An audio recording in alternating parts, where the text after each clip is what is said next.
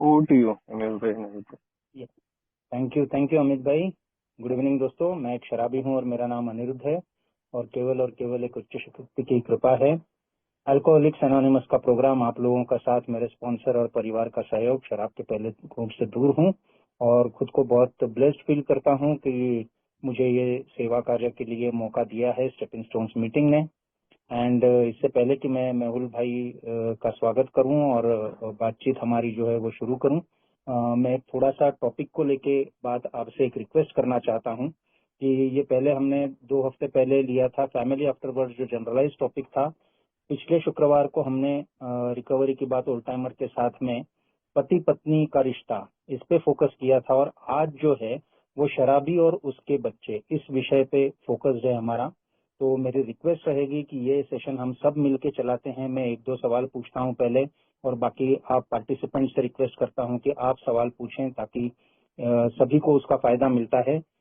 लेकिन टॉपिक से जुड़ा ही सवाल पूछें। अगर दूसरा कोई सवाल आता है तो मुझे मजबूरन उस सवाल को साइड में रखना पड़ेगा। ऑफ कोर्स हम बाद में स्पीकर का नंबर भी दे सकते हैं या हमारे मीटिंग के मेंबर्स भी आपसे कांटेक्ट कर सकते हैं, लेकिन इस सेशन में सिर्फ इस मीटिंग से जुड़ा, मतलब शराबी और उसके बच्चे, इससे ही जुड़ा सवाल पूछें। दूसरा पहलू होता है इसका, जो कि माता पिता के साथ शराबी के संबंध या अन्य रिश्तेदारों के संबंध, उसको लेके हम अगले शुक्रवार को लेने वाले हैं। सो एल-एनोन भी कई होती हैं जिनको अपने बेटे को लेके या बेटी को लेके समस्याएं हो सकती हैं। तो वो कृपया ध्यान रखें कि आज जो है वो शराबी और उनके बच्चे, इस विषय से जुड़े सवाल पूछे, वरना अगले सेशन के लिए भी हमारे पास समय है। सो मैं शुरुआत करता हूं। मैं फिर से स्वागत करता हूं मेहुल भाई आपका। वेलकम वेलकम वेरी मच और बहुत बहुत शुक्रिया कि आपने इसमें शामिल होने का। हालांकि मैंने बस 2-3 दिन पहले ही आपसे पूछा था, बट आपने समय निकाला, इसके लिए बहुत बहुत धन्यवाद मेहुल भाई। एंड मेहुल भाई, मैं आपको एक बात बताना चाहता हूं कि आपकी सोब्राइटी डेट है 16 दिसंबर 1995 और मैंने तब शराब पीना भी नहीं शुरू की थी। जी उसके बाद बिल्कुल। मेरी शराब चालू हुई, उसके बाद मेरी अपनी बर्बादी चालू हुई, उसके बाद मैंने शादी की, उसके बाद परिवार मेरा अपना बना और उसके बाद उन्होंने सब जो शराबियत में बर्बादियां होती हैं वो देखी। लेकिन उससे पहले ही आप अपनी रिकवरी की राह चल चुके थे और फैमिली रिकवरी की भी आपकी शुरुआत हो चुकी थी। सो यही इतने सालों का प्रोग्राम का विजडम और एक्सपीरियंस हमारे साथ में है। तो पहला सवाल जो मैं मेहुल भाई आपसे पूछना चाहता हूँ, मुझे याद आता है कि जब मैं एक्चुअल सोब्राइटी में आया तो एक बहुत साल बीते थे जब बच्चों ने मेरी सारी गलत हरकतें देखी थी और उन्होंने देखा था कि मैं एक काबिल बाप नहीं था। इन शॉर्ट, उनके सामने तो नहीं था, बड़े बेटे के सामने कभी था, लेकिन बाद में उसने जो 7-8 साल देखे हैं वो एक नाकारा, निकम्मा, गैर जिम्मेदार बाप दिखा था। और जब मैं वापस सोब्राइटी में आया तब उनसे कनेक्ट कैसे करूं, उन्हें कैसे भरोसा आए मुझ पे, उनसे वो प्रेम वाला, उनको रिस्पेक्ट तो था, मेरे लिए प्यार तो था, लेकिन कहीं ना कहीं एक खाई आ गई थी, एक अंतर आ गया था, एक दूरी आ गई थी, एक डायलॉग खत्म हो गया था। तो बड़ा ही अजीब सा फीलिंग रहता था वो और एक सेल्फ पिटी भी आती थी। तो ये जो शुरुआती पीरियड होता है, तो बच्चों से डायलॉग फिर से कैसे शुरू करें, इसके बारे में थोड़ा हमें बताएं।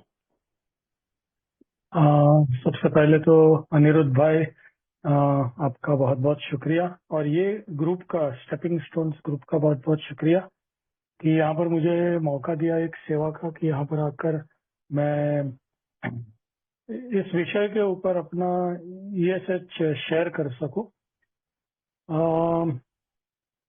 पहली बात तो मैं ये बताना चाहूंगा कि कोई भी मेरी समस्या हो, शराबी की समस्या हो, उसके साथ निपटने के लिए ये जो 12 स्टेप्स का प्रोग्राम है वो सक्षम है। रिकवरी टूल्स जो यहाँ पर दिए गए हैं वो एक्चुअली देखा जाए तो बहुत ही पावरफुल है। इतने साल जो मुझे हुए हैं, मीन्स 95 से लेकर अभी 2005 चल रहा है, दिसंबर में मुझे 30 साल होंगे। ये नहीं है कि पहले दिन से सब कुछ मेरे लिए बहुत ही अच्छा था और मुझे कोई कठिनाई नहीं आई, या तो मेरे फैमिली को कठिनाई नहीं आई।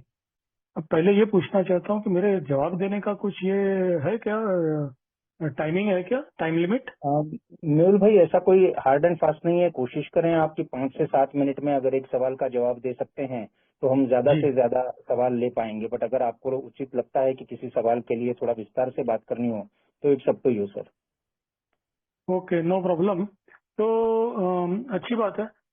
इसमें जैसे मैंने बताया कि जो हमारे स्टेप्स हैं वो कोई भी समस्या के साथ निपटने के लिए सक्षम है।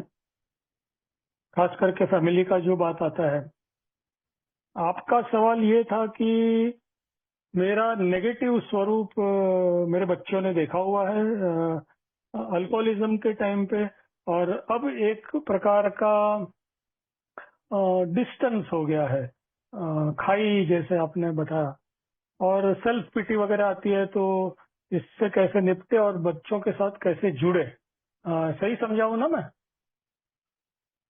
जी मेहुल भाई। जी। तो देखो, ये स्टेप्स के अंदर इसके साथ निपटने के लिए काफी टूल्स हैं।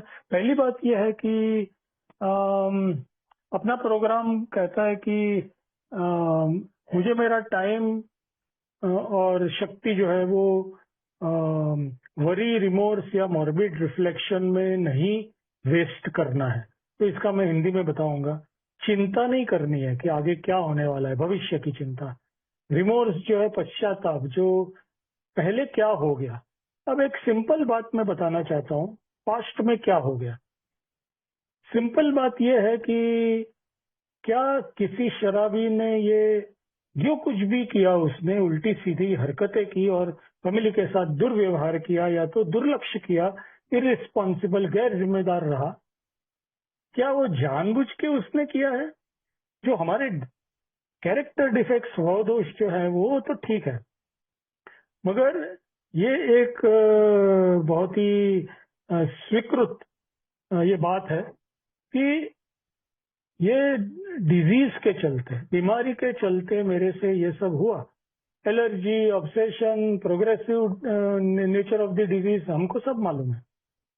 तो मजबूरन वो मेरे से कुछ बातें हुई, कुछ बातें मैंने जानबूझकर की मेरे स्वभाव दोष की वजह से।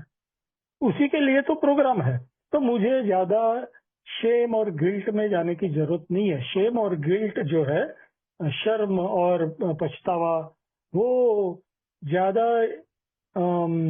फायदेमंद इमोशंस नहीं है।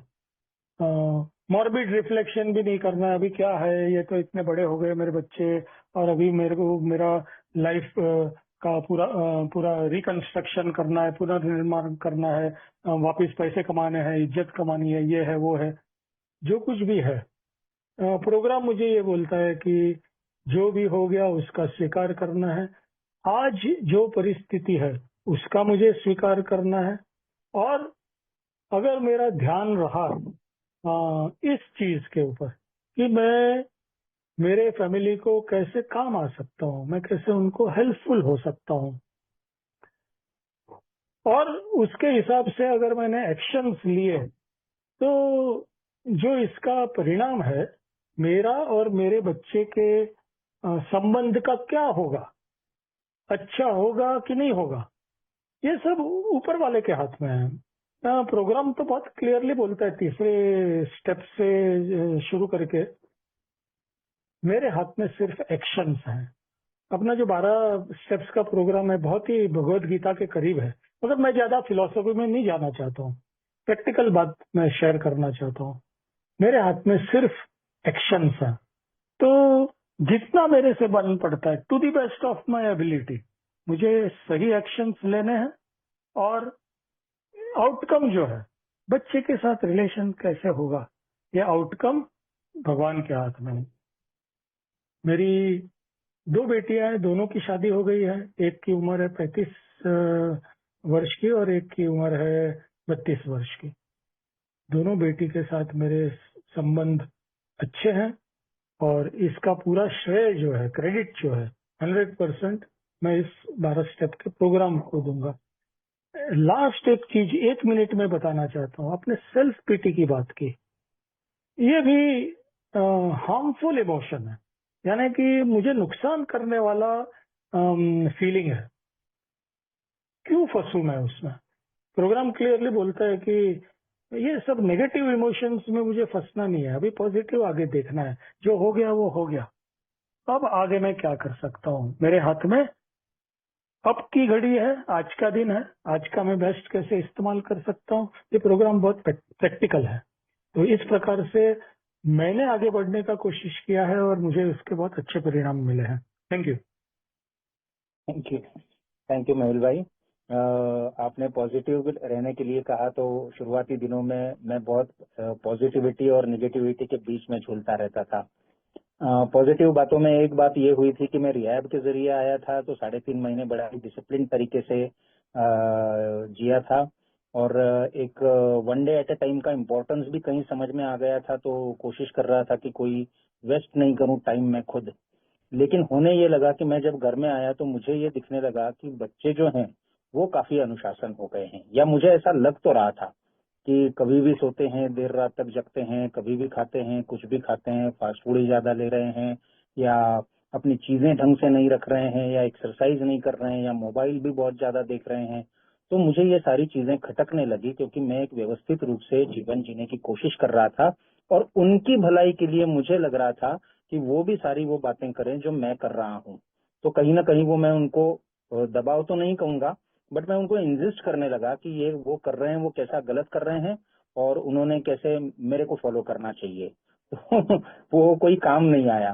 तो ये जो फीलिंग होती है कि बच्चे डिसिप्लिन हो जाए, अब मैं आ गया हूँ तो मैं जरा उनको बाप का फर्ज निभाऊं, तो इसको कैसे डील किया जाए? आपने अपनी हिंदी की एक कहावत तो सुनी होगी, 100 चूहे मारकर बिल्ली हज को चली। तो ऐसी वाली बात है अनिरुद्ध भाई, ये हम सबको लागू पड़ता है, कोई भी उसमें से बाहर नहीं है।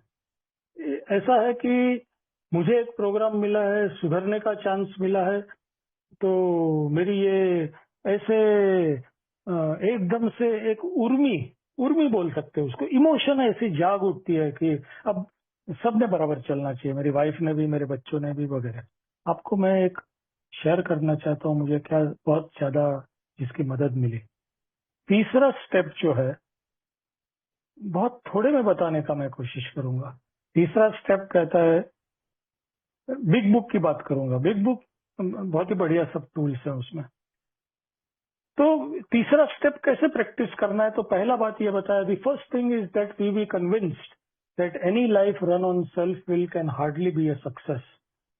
इतना बढ़िया सेंटेंस है ये।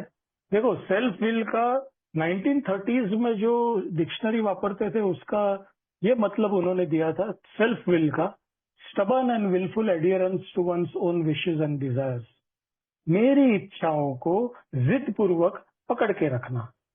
तो अभी मैं सुधर गया, या तो सुधरने की तो सिर्फ शुरुआत हुई है, और फिर मेरा एकदम से दूसरे लोगों के ऊपर ध्यान जाता है, और खास करके वाइफ और बच्चों के ऊपर। अभी ये लोग ने भी बराबर से चलना चाहिए, डिसिप्लिन रहना चाहिए, ये नहीं करना चाहिए, ये करना चाहिए, रात को लेट नहीं सोना चाहिए। मेरा काम जो है, तीसरा स्टेप का जो निचोड़, या तो शुरुआत भी बोल सकते, जो बोलना चाहो आप। तीसरा स्टेप कहता है कि मैं कोई भी बात के ऊपर जिद नहीं कर सकता हूँ। तो बच्चों को देख रहा हूं मैं कि डिसिप्लिन में नहीं है, मोबाइल कभी भी यूज कर रहे हैं, पढ़ते नहीं है, एटसेट्रा एटसेट्रा। मैं उनको बोल सकता हूँ प्यार से, जितना हो सके, भाई आप अपनी पढ़ाई के ऊपर ध्यान दो, अच्छा है, रात को जल्दी सोया करो, अच्छा है। ये बोलने के बाद, ये भी एक सुझाव होता है, ये मैंने प्रैक्टिस किया है मेरे बच्चों के साथ। सुझाव होता है, we can only give suggestions. तो ये सुझाव देने का, और मानना नहीं मानना, उसके ऊपर इम्प्लीमेंट करना नहीं करना, बच्चों के ऊपर छोड़ देना। ओके, किसी किसी को ये सवाल आएगा, ऐसे कैसे एकदम फ्रीडम दे दिया तो वो लोग तो कुछ भी करेंगे। देखो, तीसरा स्टेप ये भी कहता है कि I have to quit playing God, यानी कि भगवान नहीं बनना है मुझे, ये मेरा प्रॉब्लम है। भगवान को भगवान का काम करने देना है, मुझे मेरा काम करना है। तो मेरा रोल एक ही है, मैं सुझाव दे सकता हूँ, उसके बाद मैं जिद नहीं कर सकता हूँ कि ये ऐसा आपने करना ही पड़ेगा। किया तो ठीक है। हाँ, एक बात जरूर है कि मैं मेरे एग्जाम्पल से बच्चों के सामने एक मिसाल रख सकता हूँ। मैं खुद कितना साल रिकवरी में आने के बाद, मैं मेरी बात करता हूँ, मैं खुद कितना अनडिसिप्लिन था। ओके, बच्चे मेरे बोलने पे जाएंगे या फिर मैं क्या कर रहा हूँ उसके ऊपर जाएंगे। तो जाहिर सी बात है, जो भी करना है वो मुझे करना है। मैं दूसरों को सुझाव दे सकता हूँ, बाद में लेट गो करना है। प्रोग्राम का गोल्डन प्रिंसिपल है लेट गॉड। और लास्ट एक बताता हूँ, ये करने की वजह से मेरे बच्चे जो है वो मेरी ज्यादा सुनते थे, मुझे ज्यादा रिस्पेक्ट करते थे और एकदम सही डिसिप्लिन निकले दोनों मेरी बेटियां। Thank you. थैंक यू मयूर भाई। मुझे भी एक ओल्ड टाइमर ने यही बताया था कि अनिरुद्ध, तुमने एक एग्जाम्पल बन के दिखाना है। और एलेनॉन भी एक स्लोगन बोलता है कि let it begin with me. तो मैं अगर सड़क का अपना हिस्सा साफ रखने की कोशिश करता हूँ, घर में जो भी चेंज लाना चाहता हूँ वो मैं खुद अपनाता हूँ, तो फर्क नजर आता है। एंड दोस्तों, इसी के साथ ये सेशन ओपन है। अगर आप लोग सवाल पूछना चाहते हैं, फिर से मैं याद दिलाऊं, क्योंकि लास्ट टाइम भी टॉपिक को छोड़ के सवाल आए थे, तो सिर्फ इस टॉपिक से जुड़े सवाल पूछें। विजयराज भाई, आपका हैंड रेज है, प्लीज पूछें। जी बहुत बहुत धन्यवाद चेयरमैन साहब।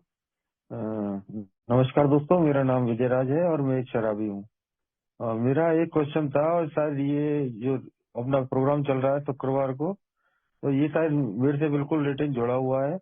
मेरा ये क्वेश्चन है कि अभी कह रहे थे कि अपनी चला नहीं सकते और इस तरीके की, तो मेरे बीवी बच्चे मेरे से अलग हो गए और मैंने अपने बीवी का 7 साल तक इंतजार किया, उससे रिक्वेस्ट भी की आने के लिए, लेकिन वो नहीं आई। उसके बाद में मेरे जीवन में एक महिला मित्र आ गई, तो मेरे बच्चे आते थे, मुझसे बात करते थे, हालांकि उनकी पढ़ाई हो गई, जॉब कर रहे हैं। तो उसके बाद में वो मेरे बच्चों ने मेरे से बात करना बंद कर दिया। तो मैंने अपने बच्चों से कहा, मैंने कहा भाई तुम इधर आया करो, भरतपुर में शनिवार इतवार की छुट्टी रहती है, 1-2 दिन रहो यहाँ देखो। तो उन्होंने भी आना बंद कर दिया। तो फिर मैंने उनसे कहा कि देखो भाई, 7 साल तुम्हारी मम्मी से मैंने कहा, वो नहीं आई, तो मेरे जीवन में ईश्वर ने किसी को भेज दिया। अब मैं तुमसे कह रहा हूँ कि तुम आओ, और तुम लोग नहीं आ रहे हो, तो ईश्वर चाहेगा तो मेरे बच्चे भी आ जाएंगे मेरे पास में। तो अब बिल्कुल बात करना भी बंद हो गया, सब कुछ मैं संभालना चाहता हूँ, मैं कुछ अपने घर को बिगाड़ना नहीं चाहता हूँ, लेकिन परिस्थिति ऐसी बनती जा रही है कि मेरे समझ में नहीं आ रहा है कि मुझे क्या करना चाहिए। और मेरी 53 साल की उम्र हो गई। ओके, सवाल हो गया लगता है। मेरा आपसे एक काउंटर क्वेश्चन है, उल्टा सवाल है। आपने स्पॉन्सर लेकर स्टेप्स के ऊपर काम किए हैं क्या? ये स्पॉन्सर मुझे अभी तक मिले नहीं है। एक अनिरुद्ध भाई साहब जी ने दिलाए थे मेरे को, तो वो भी मेरे को अभी करा नहीं रहे हैं। मैं 2 बार उनसे रिक्वेस्ट कर चुका हूँ, पहले उनकी तकलीफ थी आंख में, जी, और सब उस तकलीफ के ऊपर छोड़ रखा है। जब वो चाहेगी तो स्पॉन्सर भी मुझे मिल जाएंगे। ठीक है। और ए में आप कितना टाइम से सोबर है विजयराज जी? जी मैं पहले अभी 2.25 साल सोबर था, फिर मैं रिलैक्स हो गया था, 0 पे आया, और आज मैंने 21 महीने पूरे कर दिए हैं। ठीक है, अच्छी बात है, शुक्रिया जवाब देने के लिए। अभी देखिए, पहली बात तो ये है कि ये प्रोग्राम है ना, अ, जो मुझे समझ में आया है, जो और जिसका मुझे फायदा हुआ है, ये प्रोग्राम मीटिंग में नहीं है। मीटिंग एक जरिया है। हाँ, ये प्रोग्राम जो है वो 12 स्टेप्स में है, और 12 स्टेप्स के ऊपर भी सिर्फ बात करने से नहीं होता है, उसको एक्शन में मुझे लाना पड़ता है। तो पहली बात तो यह है कि मुझे स्पॉन्सर लेकर जल्दी से जल्दी, और मैं तो यहाँ तक कहूंगा, समझो आपके पास स्पॉन्सर नहीं है, अम, आप जो किताब है, अपनी बिग बुक है, वो खुद पढ़ के ऊपर एक्शन ले सकते हैं। एक्शन लेने से किसने रोका है? तो ये एक बात हुई। तो 12 स्टेप्स के ऊपर काम करूंगा, ये सब मेरा दिमाग सही चलना शुरू हो जाएगा। जब तक मैं स्टेप्स के ऊपर काम नहीं करता हूं, तब तक मेरे दिमाग को ताले लगे रहते हैं। अच्छा, ये एक बात हो गई। दूसरी बात यह है कि मेरी एटीट्यूड में अगर फर्क आता है, मेरी सोच और मेरे एक्शंस में अगर फर्क आता है, तो दूसरे लोग जो है वो मेरे से आकर्षित होते हैं। अभी आपके बच्चों की आपने बात की, जो भी हुआ था, एक तो उन्होंने ये देखा, देखो मैं आपको एडवाइस नहीं दे रहा हूँ, मैं क्या है परिस्थिति बता रहा हूँ, और फिर अपना अनुभव कुछ है तो मैं वो बताने का कोशिश करूंगा। तो आपके बच्चों ने देखा, आपका और आपकी वाइफ का जमा नहीं, बच्चों के मन के ऊपर उसका असर तो होता ही है कि भाई माँ बाप के बीच में जम नहीं रहा है, माँ बाप दोनों को हम प्यार करते हैं, एक बात तो ये। और फिर जो भी आपके जीवन में दूसरी महिला आई, तो हो सकता है, पूरा मुमकिन है कि उनको बहुत हर्ट हुआ है।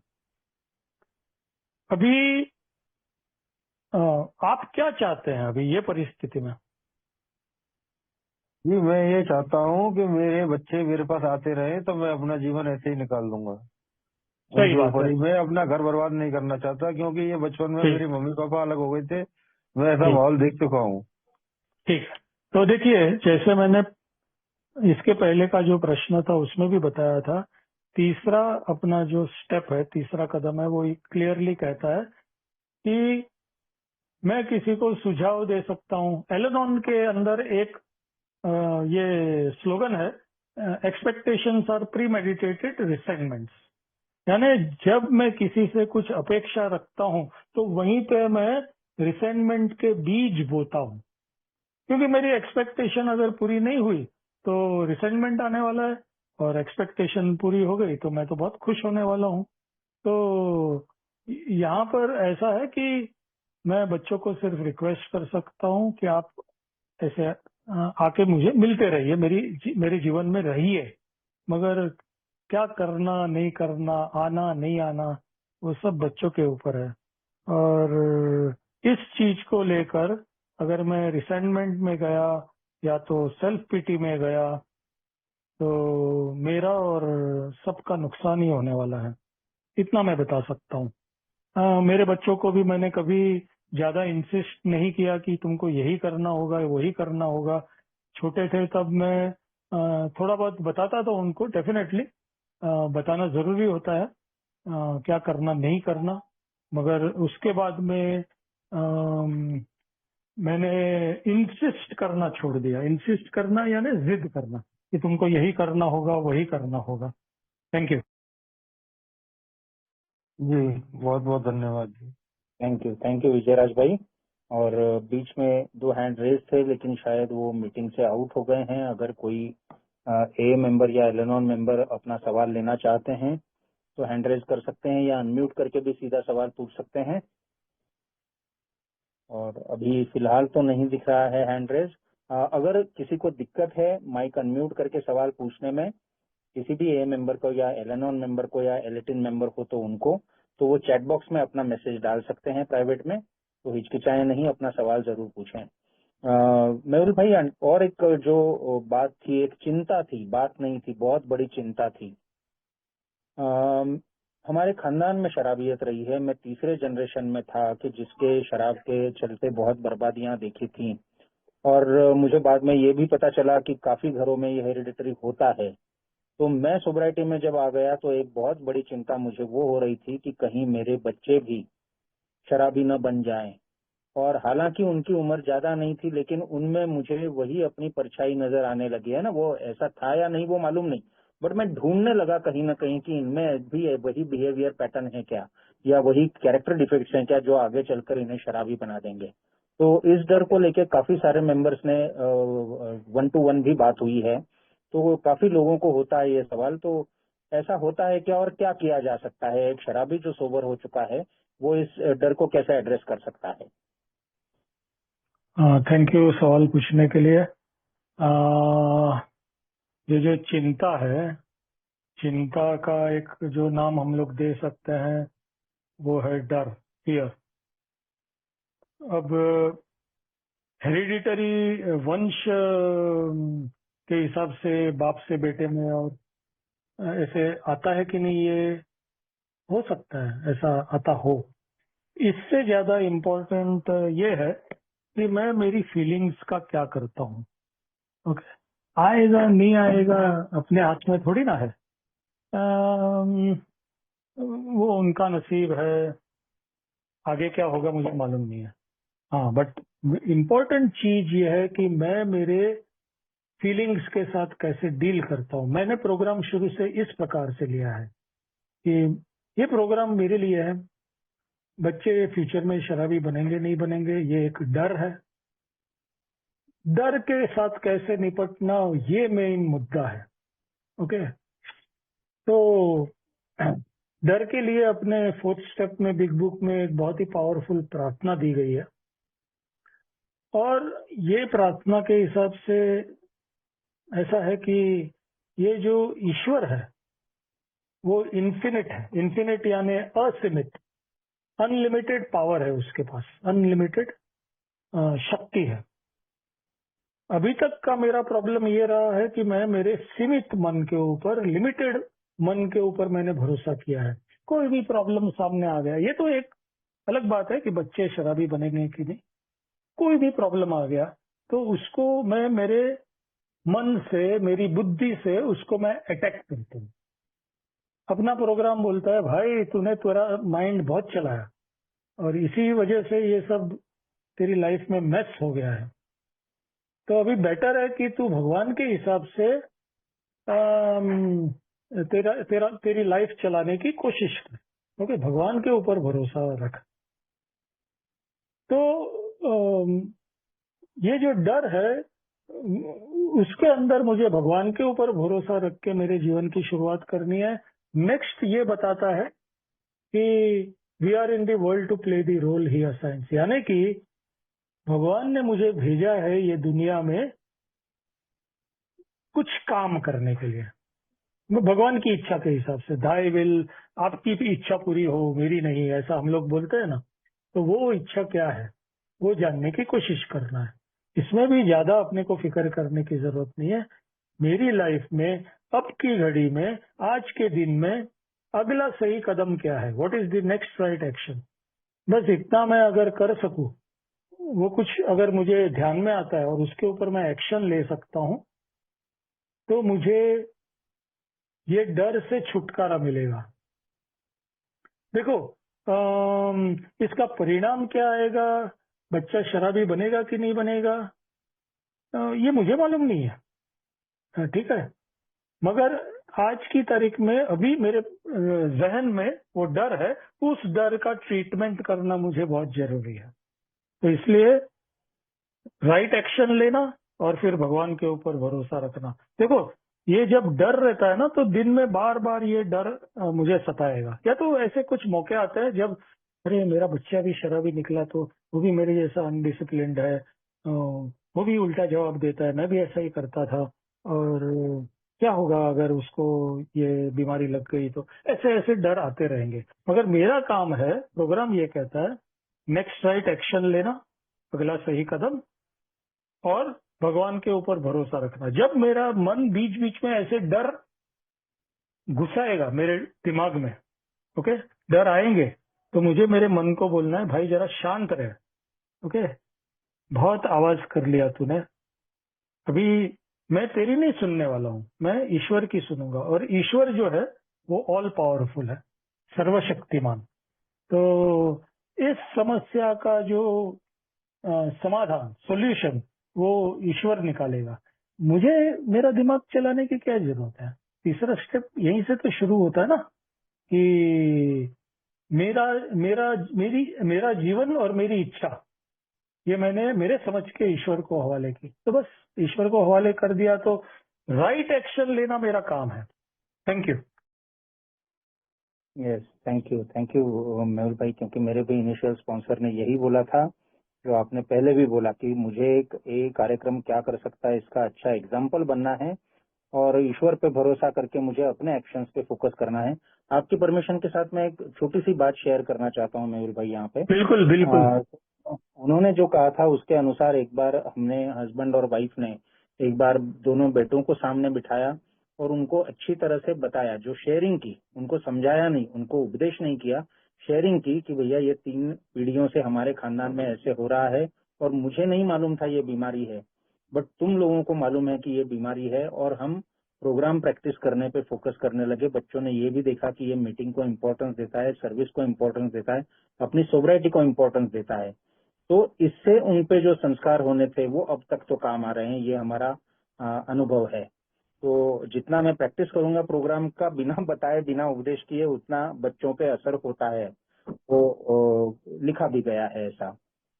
एक नेक्स्ट जो बात आती है कि इतना भरोसा करके भी ऐसा देखा जाता है कि बच्चे, कुछ घरों में ऐसा होता है कि बेटा या बेटी या तो अल्कोहलिक हो जाएं बाद में, या फिर वो शराब पीना शुरू कर देते हैं, थोड़ी ज्यादा शराब पीना शुरू कर देते थे। तो ये सिचुएशन जब आती है, हालांकि मैं 12 स्टेप का काम कर रहा हूँ, बाहर शराबियों के साथ काम कर रहा हूँ, तो कहीं ना कहीं मुझे मालूम है कि बाहर की सिचुएशन को कैसे हैंडल करना है। बट अगर यही सिचुएशन बच्चों के साथ घर में आती है तो उससे हम कैसे निपट सकते हैं? ओके, इसके ऊपर कोई मेरा पर्सनल एक्सपीरियंस नहीं है, मगर प्रोग्राम के प्रिंसिपल्स ही इसमें आते हैं। शॉर्ट में बताऊंगा। हेलो, या जी जी, प्लीज कंटिन्यू। एक मिनट, किसी का अनम्यूटेड। हाँ, वो करते हैं म्यूट, आप कंटिन्यू करें। जी, मेरी बड़ी जी प्लीज ध्यान रखें कि माइक अनम्यूट ना हो। प्लीज कंटिन्यू करें मेहुल जी।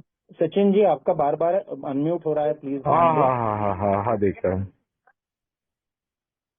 ओके, तो शॉर्ट में बताऊंगा। मेरी बड़ी बेटी जो है, 5 साल पहले उसने सामने से मेरे साथ शेयर किया था कि हम लोग जो पार्टी वगैरह में जाते हैं ना, तो हम लोग सब पीते हैं। अब देखो, उसको मालूम है मैं ए में हूँ, क्या प्रॉब्लम होता है शराबियत की वजह से वगैरह वगैरह, मगर मेरा रिलेशनशिप उसके साथ इतना फ्रैंक रहा है उस हद तक कि सामने से उसने बताया, नहीं तो मुझे ये कभी पता भी नहीं चलता। तो मैं इसको एक पॉजिटिव बात मानता हूँ कि चलो अच्छा हुआ। मेरी छोटी बेटी जो है, कुछ 7-8 साल पहले उसके फ्रेंड लोग, हम लोग सब बैठे थे, और उसके फ्रेंड लोग, एक के मुंह से निकल गया कि अरे उस दिन वो मेरी बेटी ने उसका मीन्स वो थोड़ा पिया था और फिर वो टल्ली हो गई थी। तो देखो, थोड़ा सा कंसर्न तो आता ही है, मगर जब तक वो मुझे पूछती नहीं है तब तक मैं उसको बताने की कोई जरूरत नहीं है। उसके बाद में मैंने कुछ ऐसी नेगेटिव बात उसके बारे में सुनी नहीं है। ओके, तो क्योंकि मैं फेयर प्रेयर करते रहता हूँ, तो मुझे ये ज्यादा बात सताती नहीं है। अगर कुछ होगा तो तब देखा जाएगा। मगर दूसरी बात है कि अगर कोई शराबी बन गया, समझो बेटा है, बेटी है, कोई भी है, वो शराबी बन गई, क्या करना? तो मुझे लगता है अपने गाइडलाइंस काफी क्लियर हैं, हम लोग उसको प्रैक्टिस में भी लाते हैं कि फैमिली मेंबर उसको बजाय बताए, उसके बजाय दूसरा कोई उसकी उम्र का शराबी उसको अगर ये बात बताता है, या दूसरा कोई उसको मैसेज देता है, तो उसके ऊपर ज्यादा असर होने का चांस रहता है, वो ज्यादा सुनने की पोजीशन में होने का चांस रहता है। बाकी मेरा पर्सनल एक्सपीरियंस नहीं है, इसलिए मैं नहीं बोल सकता हूँ, बट मैं उसको एक दूसरे शराबी के जैसा ट्रीट कर सकता हूँ, और ऐसे दूसरों को किसी को बोल सकता हूँ कि भाई आप मदद करो इस चीज में, ये मेरे बेटे तक या बेटी तक ये मैसेज पहुंचाने के लिए। Thank you. Thank you Mehul भाई। और 4 हैंड रेज हैं कि पहले 3 में से किसने पहले हैंड रेज किया था मुझे मालूम नहीं है, तो जिस ऑर्डर में दिख रहा है और उसमें मैं बुलाना चाहूंगा। लेकिन विजय राज जी, आपसे रिक्वेस्ट है, आपका एक सवाल पहले लिया जा चुका है, तो हम एक्स्ट्रा टाइम जो होगा 11 बजे के बाद तब आपका सवाल लेते हैं। मैं पहले मयूरेश भाई से रिक्वेस्ट करता हूँ, बाद में शेखर जी से। तो मयूरेश भाई अपना सवाल पूछें प्लीज। नमस्कार दोस्तों, मेरा नाम मयूर, मैं एक शराबी, ईश्वर की असीम कृपा प्रोग्राम की मदद आप भाइयों का साथ है। शराब के पहले दूसरे एक दिन के हिसाब से दूर हूँ और जहरीले विचारों पर काम करने की इच्छा रखता हूँ। मेरा प्रश्न ये है कि ये ग्रेस ऑफ गॉड है मेरे, क्योंकि मैं अभी 4 साल हुए रिकवरी को, और मेरा पहला बेबी मेरी बेबी है, 1 साल की है वो। तीसरे साल में वो हुई, अभी 1 साल हो गया उसको कंप्लीट। तो इट्स ग्रेस ऑफ गॉड, वो मेरे लिए ग्रेटिट्यूड गिफ्ट है मेरे ईश्वर का, मेरे परिवार के लिए और मेरी सोसाइटी के लिए। So I am really thankful to all of you and alcoholic anonymous fellowship. मेरा प्रश्न ये है कि मेरे पहले भी इस तरह के प्रश्न इस तरह की फैमिली मीटिंग्स में किए थे, और मेरा शुरुआत में ये था कि मैं जैसे मेरी बेबी हुई थी तो उसके बाद में थोड़ा मैंने साइकोलॉजी पढ़ा भी था, और उस समय में थोड़ा सा एंजाइटी और इन चीजों में भी था कि उसकी अपब्रिंगिंग के लिए मैं क्या अच्छे से अच्छा कर सकता हूँ as I am alcoholic personality. तो मैं चाहता था कि मैं उसको सबसे अच्छा ट्रीटमेंट दूं, सबसे अच्छी मतलब बातें सिखाऊं, बिहेवियरल मेरा जो रहता है वो मैं उस ऑब्जर्वेशन जो रहती है बच्चों की उस समय, मतलब मैं सब कुछ अच्छा करना चाह रहा था, तो मैं कंट्रोलिंग काफी कर रहा था।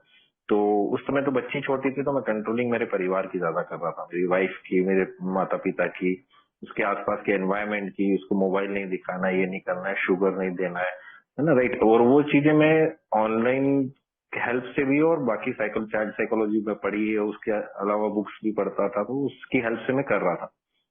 सो उसके रिजल्ट समहाउ पॉजिटिव निकले, बट पहले भी मुझे कुछ इस तरह के सजेशन मिले थे, और अभी भी प्रोग्राम यही बोलता है टोटली कि इट्स टोटली मतलब गॉड्स विल, ठीक है, कि मैं ईश्वर पे सारी चीजें छोड़ दूं और ईश्वर जैसा चाहेगा वैसा होगा, राइट। अपब्रिंगिंग में मैं माध्यम हूं, तो मैं माध्यम मान के जरूर सारी चीजें करता हूँ। बट मीनवाइल क्या होता है कि मैं जो चीज ठीक समझ रहा हूँ, ऑफकोर्स है कि मेरे परिवार वाले कभी उस चीज में सपोर्टिव होते हैं, कभी नहीं होते हैं। जस्ट फॉर एग्जाम्पल की मोबाइल से रिलेटेड उसको 1 साल से दूर रखने में काफी पॉजिटिव रिजल्ट आए, कि स्क्रीन से थोड़ा दूर रखा उसको, है ना। मैं मतलब उसके लिए मैंने अपने अंदर ये बदलाव कि मैंने उसके सामने ज्यादा इन चीजों का यूज नहीं करा, उससे ज्यादा इन्वॉल्व रहा गेम्स में या उसको खिलाने में, या फिर जो भी पॉजिटिव मैं उसके साथ टाइम निकाल सकता था वो सारी चीजें की मैंने। तो उसके लिए मैं अपने में तो बदलाव किए, लेकिन उसके आसपास अगर ऐसी चीजें होती हुई देखता था तो मैं गुस्सा हो जाता था मेरी वाइफ पे। उससे अभी भी ऐसी चीजें होती है कि मैं अगर वो सोते हुए फीडिंग कराते टाइम उस बेबी के सामने मोबाइल चला रही तो मैं गुस्सा हो जाता हूँ। तो एक एस्पेक्ट तो निकल के आता है कि ठीक है मैं पॉजिटिव चीज चाह रहा हूँ और वो अच्छी भी है बच्चे के लिए, बट मैं ये समझ पा रहा हूँ कि मैं कहीं ना कहीं एक अल्कोहलिक पर्सनैलिटी हूँ। भले मैं शराब नहीं पी रहा हूँ, बट एक बिहेवियरल जो सिम्टम है अल्कोहलिक के, वो कहीं ना कहीं मेरे बच्चे के सामने आ जाते हैं। और बीच में कुछ ऐसी लड़ाइयां भी हुई मेरी वाइफ और मेरे बीच, झड़प हुई या फिर मतलब बहस हुई या फिर मैं एग्रेशन में आ जाता हूँ, तो वो बिहेवियर कहीं ना कहीं मेरी बेटी देख रही है। और मैं ऑफकोर्स है कि इस चीज के लिए बाद में गिल्ड भी करता हूँ, समझ में भी आती है कि यार मेरा सोवरेटी चाइल्ड जरूर है, लेकिन मेरे व्यवहार और बर्ताव अगर उसी तरह के रहे तो वो ऑफकोर्स है कि यार वो आगे चल के प्रॉब्लम रहेंगी। तो मैं इस पे ऑफकोर्स मैं स्टे वर्किंग पे काम करने की कोशिश कर रहा हूँ, बट मैं ये भी समझ पाता हूँ कि कहीं ना कहीं इसमें मेरे जो मेरे पार्टनर है उनकी हेल्प या फिर मेरे परिवार की हेल्प उस तरह से नहीं मिल पाती। तो मुझे क्या अपने अंदर और बदलाव की जरूरत है, या केवल मैं प्रोग्राम पे सब कुछ छोड़ दूं और गॉड विल पे ही चलने का प्रयास करूं और सब कुछ अच्छा ही होगा? ये थोड़ा सा मुझे इस बारे में प्लीज होती है। थैंक सवाल पूछने के लिए धन्यवाद मयूरेश जी। प्रोग्राम ये बोलता है कि अम, मैं अपने आप को चेंज कर सकता हूँ, दूसरों को चेंज नहीं कर सकता हूँ।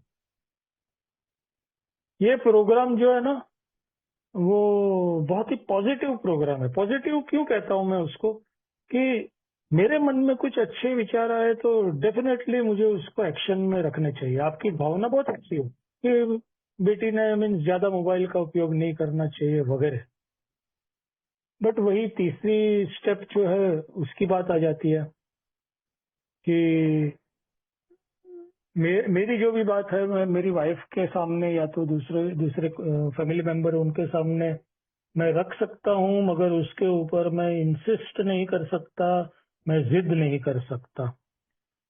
दूसरा कि दूसरों को ये इंस्ट्रक्शंस देना या तो सूचनाएं देना, तुमने ऐसा करना चाहिए वैसा करना चाहिए, ये सब कंट्रोल करने की कोशिशें हैं। मेरे हाथ में जो है वो सब मुझे करना चाहिए, यानी भगवान के ऊपर छोड़ दिया तो मुझे कुछ नहीं करना है, ऐसा थोड़ी ना है। जो राइट एक्शन है वो तो मुझे लेना ही है ना, तो वो राइट एक्शन भी लेना है, but at the same time दूसरों को दूसरों के ऊपर मैं जोर नहीं कर सकता हूँ।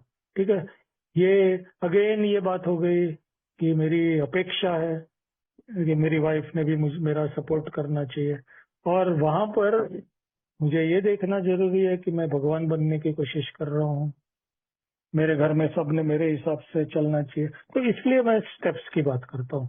तीसरे स्टेप में जाइए, डिटेल में जाइए, ध्यान में आएगा कि मेरी जीवन की जो गड़बड़ है ना वो क्यों चल रही है। तीसरा स्टेप में और एक चीज बताया है, selfishness, self centeredness, that we think is the root of our troubles. मेरी सब समस्या के जड़ में मेरा स्वार्थ और स्वयं केंद्रितता है। पर ये जब मुझे पूरा रियलाइज होता है जब मैं फोर्थ स्टेप में जाता हूँ और मेरी गलतियां कहाँ हुई वो मुझे समझ में आता है। तो स्टेप्स में जितना मैं ज्यादा अंदर घुसूंगा, इन द सेंस कि मैं जितना उसके ऊपर एक्शन लूंगा, तो मुझे मेरी गलतियां दिखेंगी। मेरी गलतियां जो दिखेगी उसके ऊपर मैं काम कर सकता हूँ, उनको मैं सुधार सकता हूँ। और जब मैं मेरा बिहेवियर सुधारूंगा तो मेरी वाइफ जो है ना वो भी रिलैक्स हो जाती है। नहीं तो वाइफ ये सोचती रहती है कि कहाँ ये दिन भर कट करता रहता है, कंटाल गई मैं तो इससे। ऐसी नौबत ना आए ये देखना मेरी जिम्मेदारी है। ठीक है मयूरेश जी, थैंक यू।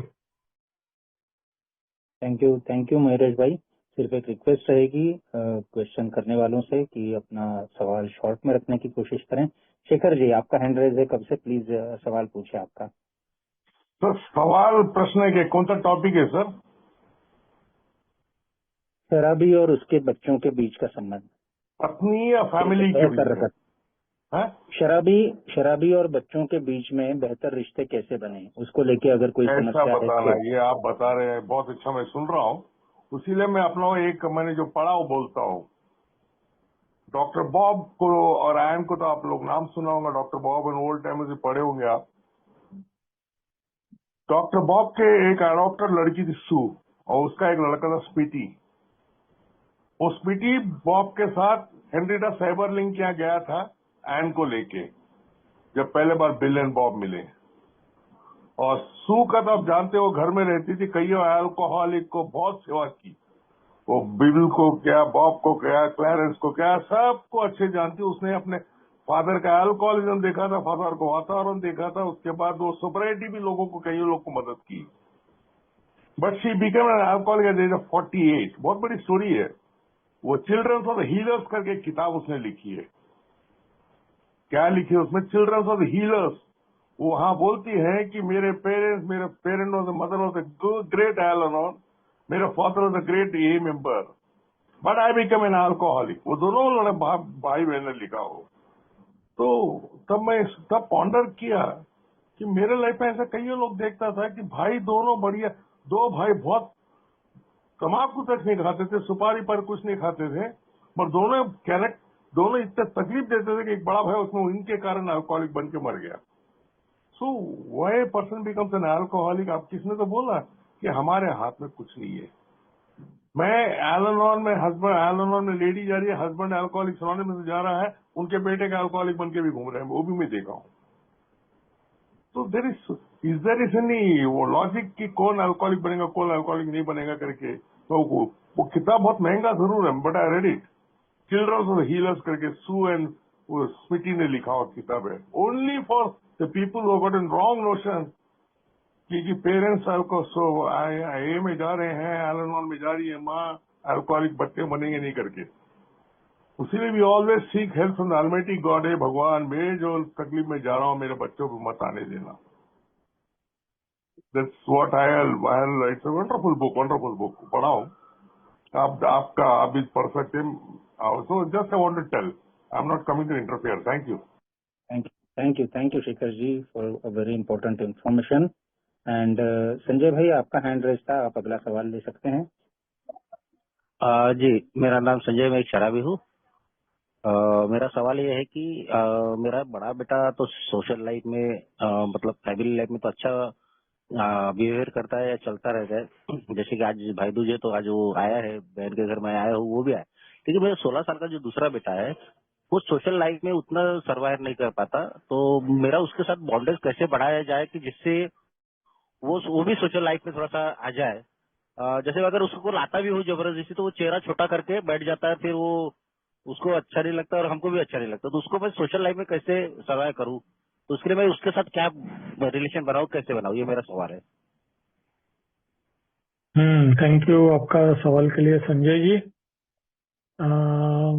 मैं एडवाइस तो नहीं दे सकता हूँ, ओके, बट कुछ प्रोग्राम के जो टूल्स हैं तो उसके बारे में मैं बात कर सकता हूँ।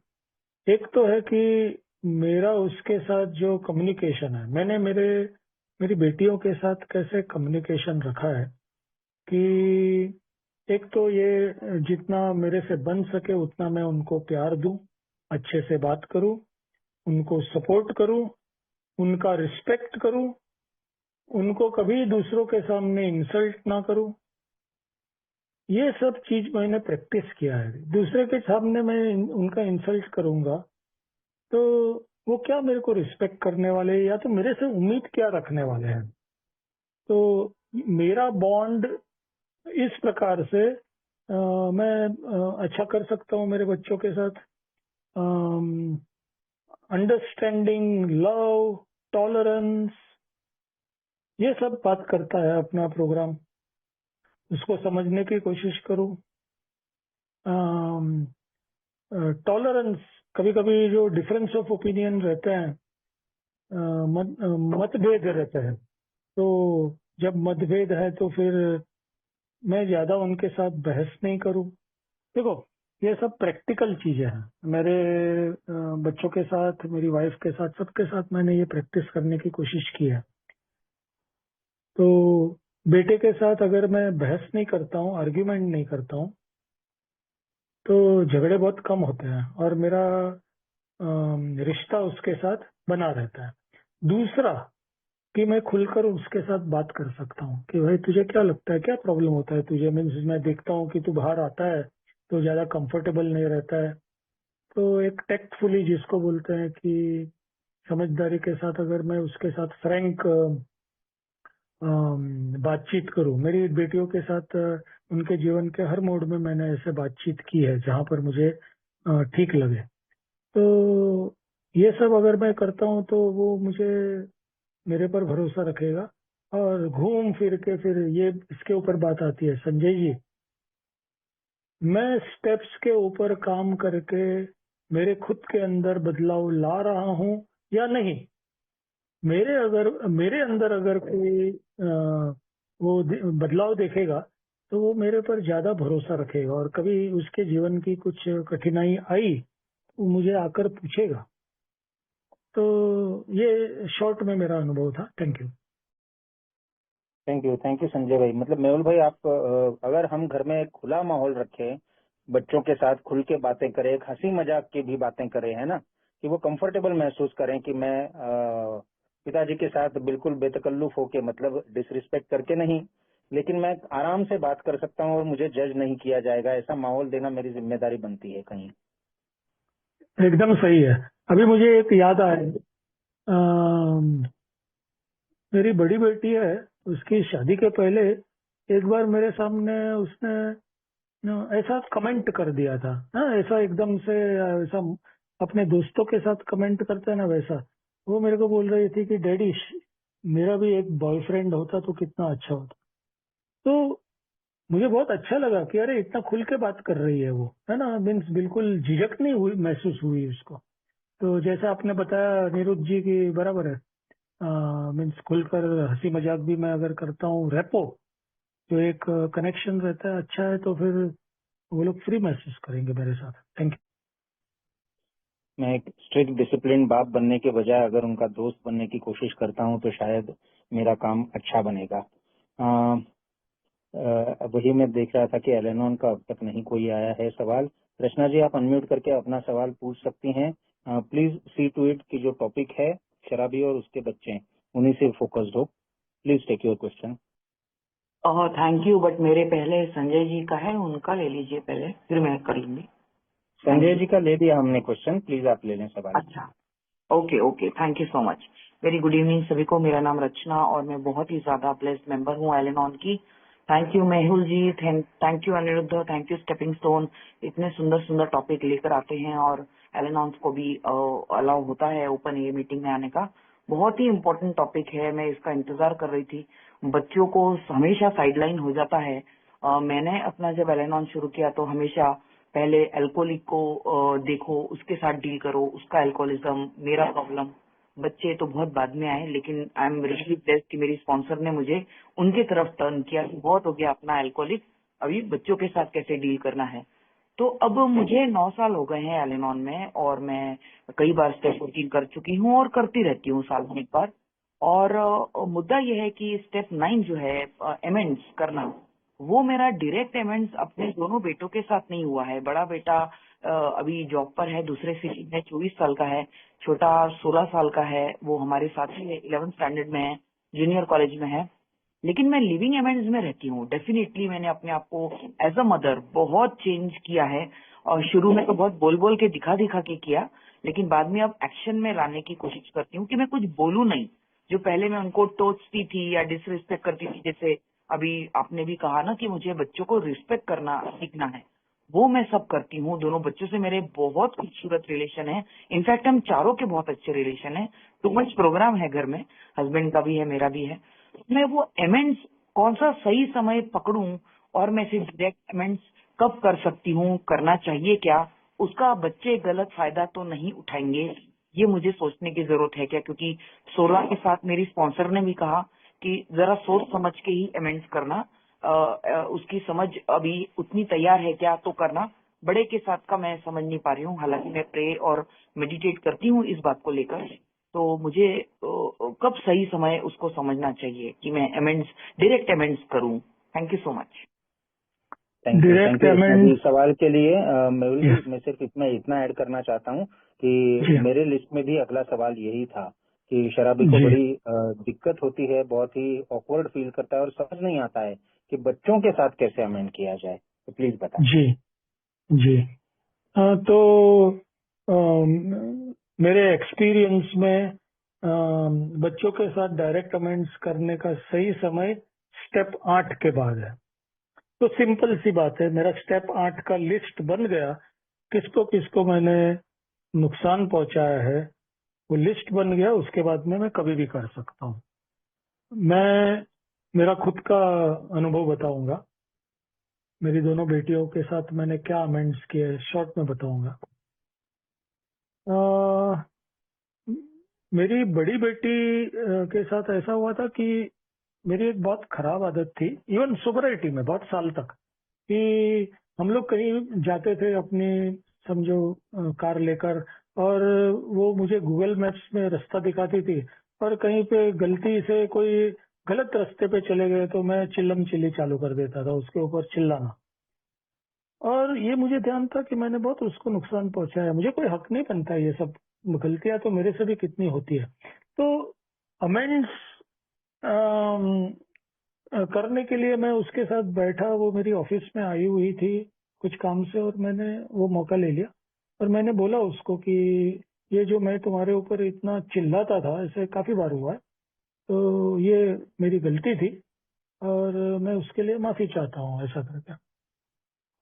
दूसरा कि कहीं ऑटो में गए, कहीं पे अपना रिक्शा में गए, टैक्सी में गए, और मेरी आदत थी कि वो रिक्शा वाले के साथ, टैक्सी वाले के साथ मैं झगड़ पड़ता था। ओके।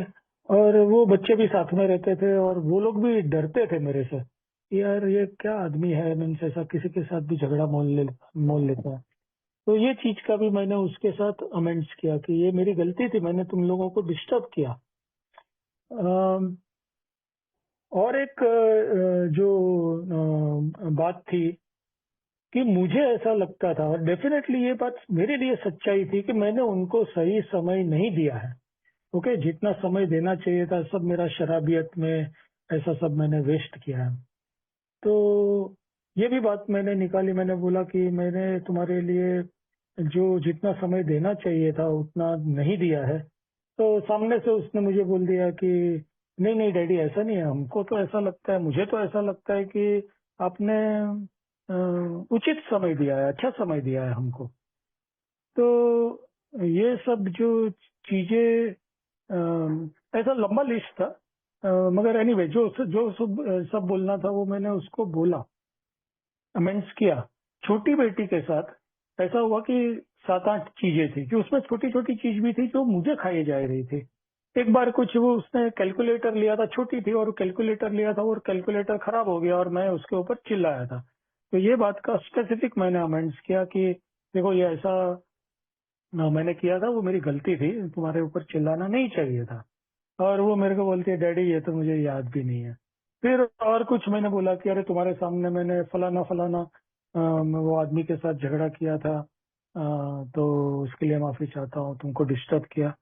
उसने बोला डैडी ये तो मुझे याद ही नहीं है। तो ऐसे कितनी चीजें थी जो याद नहीं थी उसको, मगर मुझे खाए जा रही थी। मेरे स्टेप 4 में आइडेंटिफाई हुआ था कि ये मेरी गलती थी, मैंने अमेंड्स कर लिया।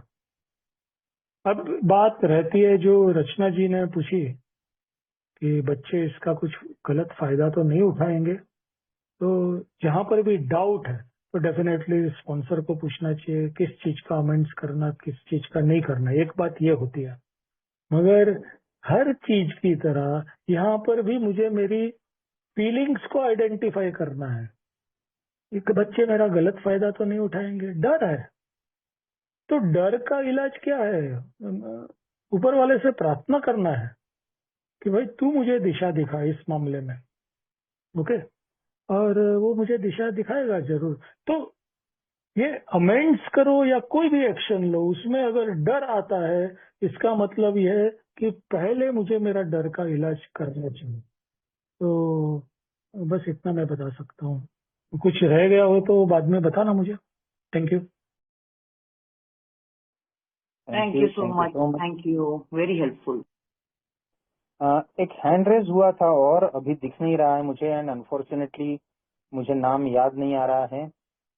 प्लीज आप अनम्यूट करके अपना सवाल ले सकते हैं।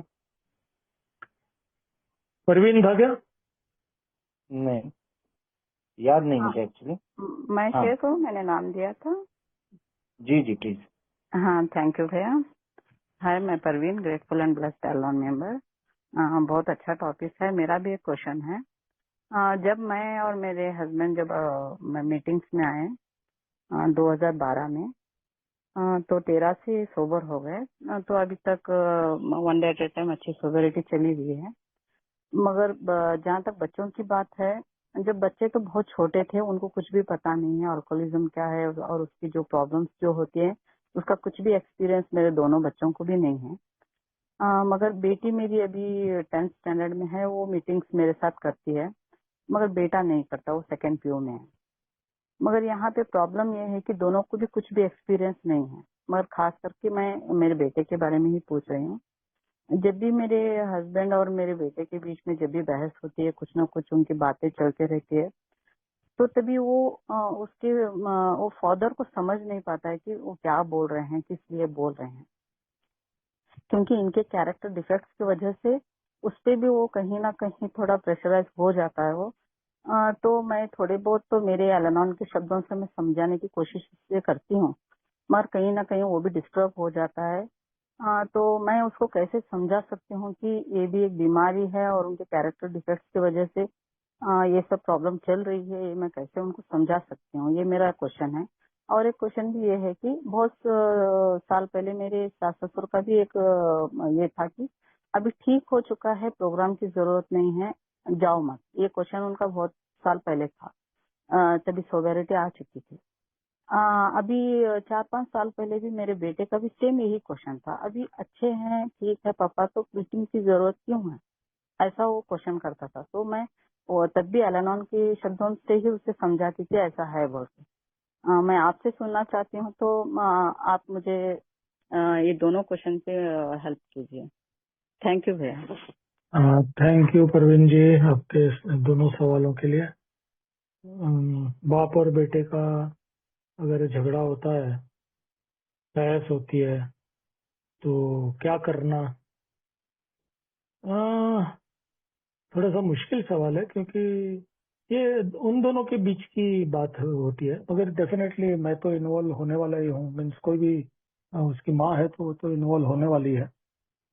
तो अम, एक चीज जो मैं समझता हूँ कि ऐसे माहौल में मैं कितना कम डिस्टर्ब होता हूँ, वो मेरे लिए बहुत इम्पोर्टेंट है।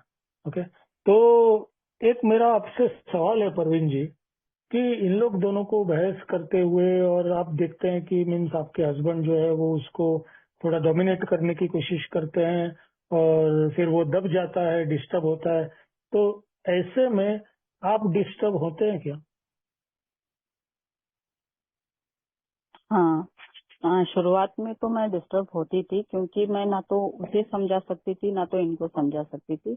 अभी मैं अल-अनोन में इतने साल से हूँ तो one day at a time practice कर रही हूँ, डिटैच होने की कोशिश करती हूँ। मगर मुझे दिक्कत ये आती है कि उसको भी समझाना है कि ये एक अल्कोहलिज्म की बीमारी है, तो आपको फादर को समझना जरूरी है, ऐसा मुझे लगता है।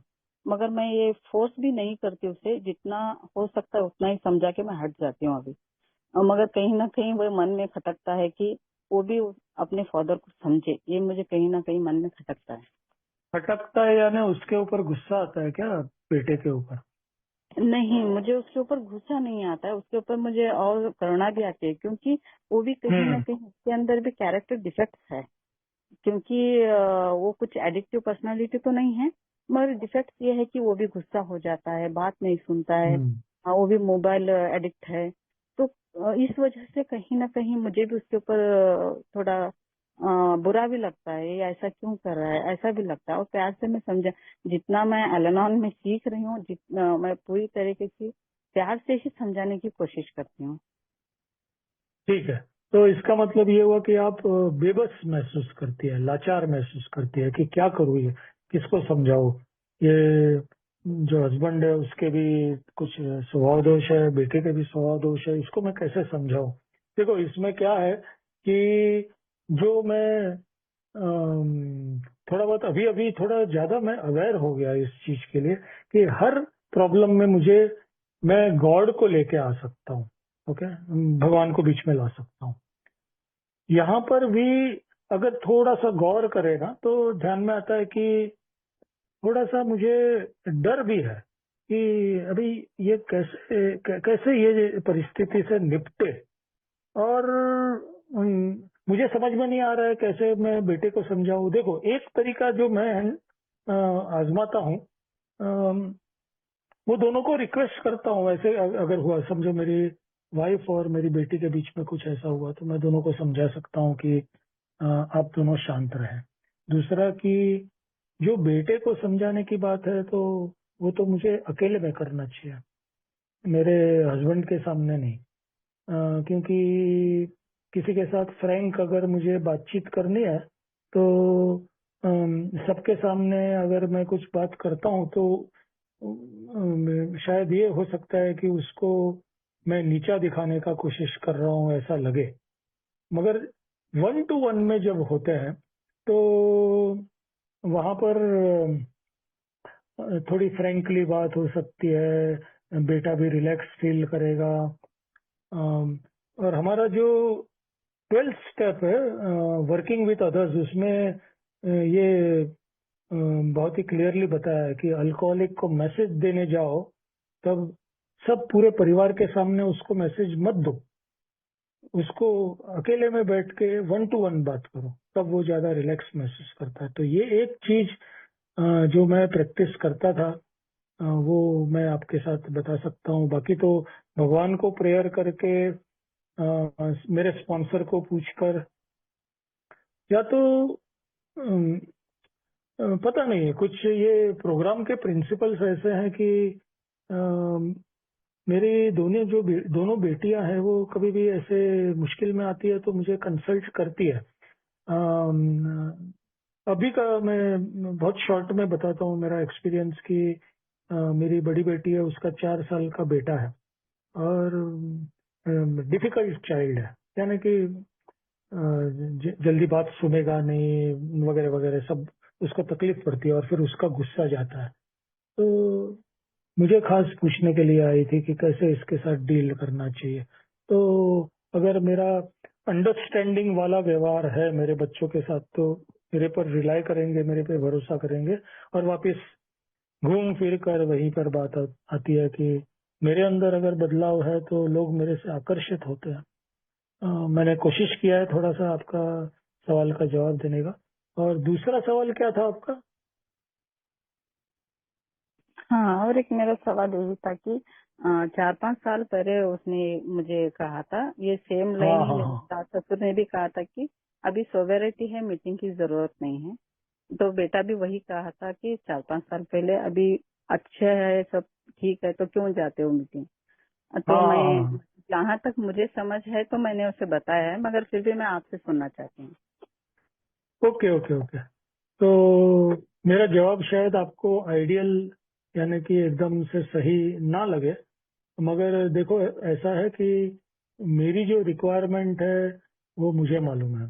तो मेरी माँ जो है, मेरी वाइफ जो है, शुरू के मेरे ख्याल से 10-12 साल तक तो वो मुझे यही बोलते थे कि रोज रोज मीटिंग में क्या जाने की क्या जरूरत है। और तभी भी मेरी एटीट्यूड एकदम से सही नहीं थी। तो मैं थोड़ा इरिटेट होकर उनको बोलता था कि जरूरत है मुझे, मीन्स तुमको क्या लेना देना है, अम, मैं तो जाऊंगा। तो ये एकदम से सही एटीट्यूड नहीं था वो टाइम पे, मगर मैंने मेरा वो मीटिंग में जाना चालू रखा था। उसके बाद में मेरी जो एटीट्यूड चेंज हुई, मेरे में बदलाव आया, मैं थोड़ा शांत हो गया। तो फिर मैं मेरी वाइफ को बोलने लगा। अभी मेरी माँ तो बहुत बड़ी उम्र की हो गई है, तो वो तो कुछ बोलती नहीं, मगर मेरी वाइफ अभी 4-5 साल पहले भी वो बोलती थी कि रोज मीटिंग करने की क्या जरूरत है। और मैंने उसको समझाया था कि देखो, मीटिंग करने से मुझे बेनिफिट होता है, मेरा दिमाग शांत रहता है। दिमाग शांत रहता है तो मेरा काम भी मैं ठीक से कर पाता हूँ। थोड़ा सा कमाई में भी अच्छा रहता है, और अपने रिलेशन अच्छे रहते हैं, सबके साथ रिलेशन अच्छे रहते हैं। तो जो मेरे मन की बात थी वो मैंने उनके साथ शेयर की।